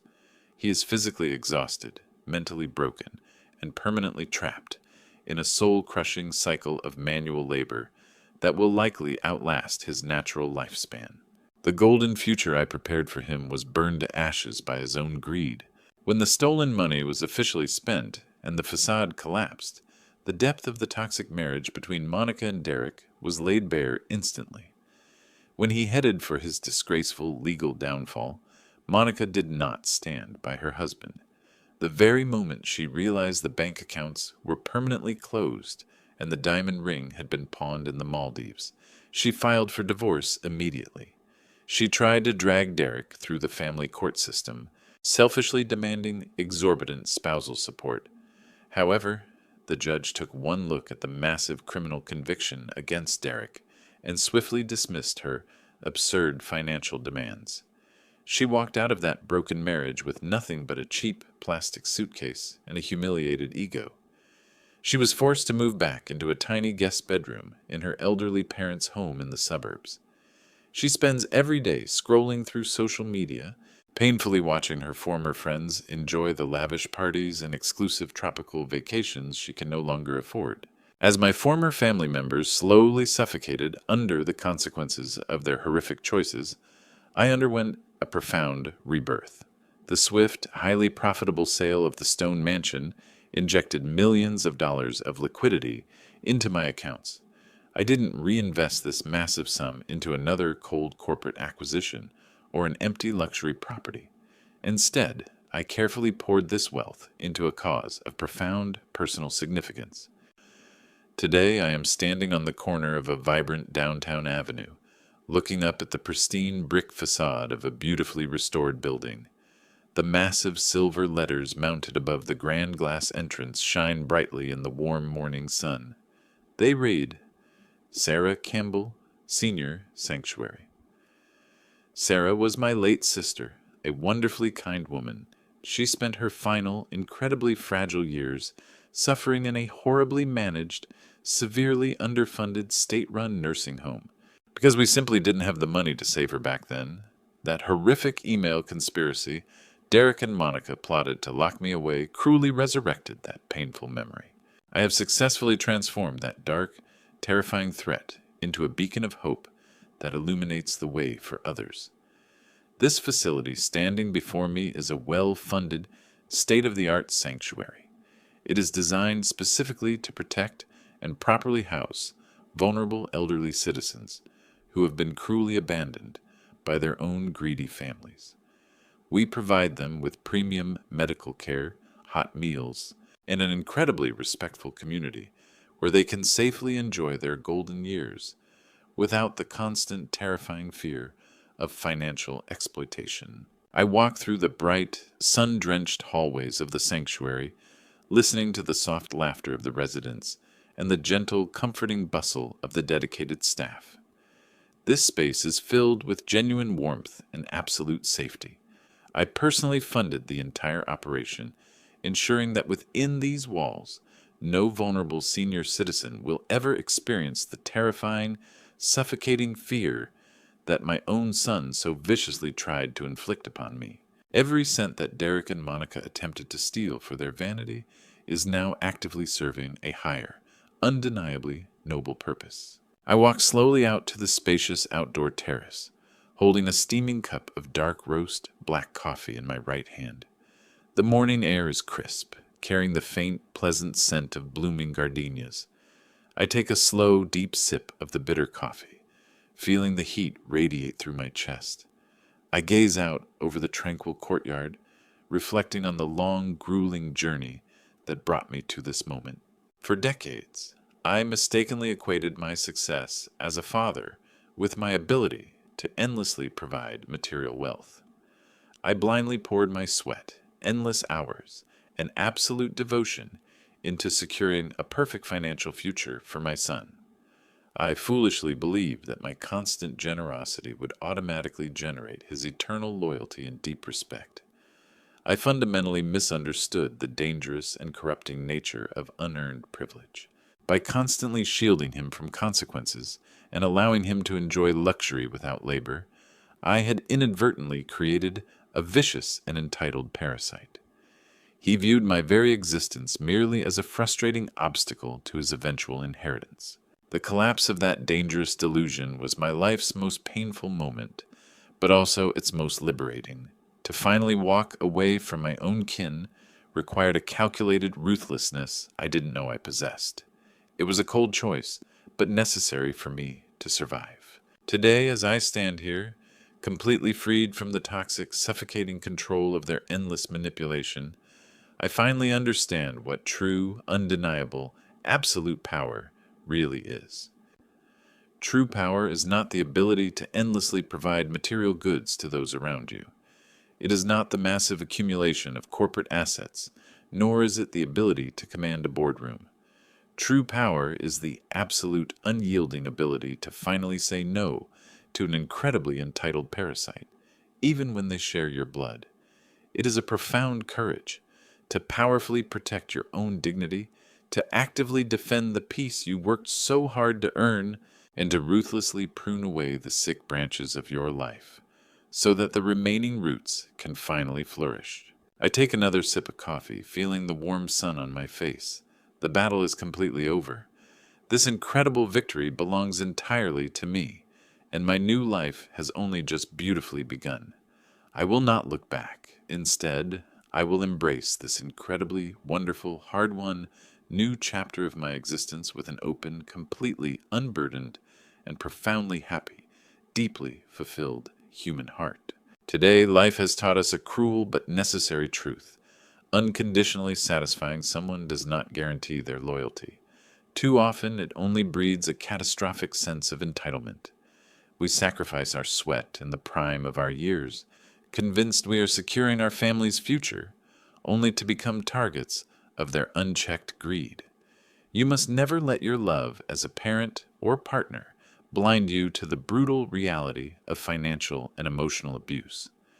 Your personal dignity has no price tag, and your respect is not a commodity to be traded. Protect your assets, trust your instincts, and purge toxic people. Have you ever been betrayed by someone you sacrificed everything to help? How did you take your power back?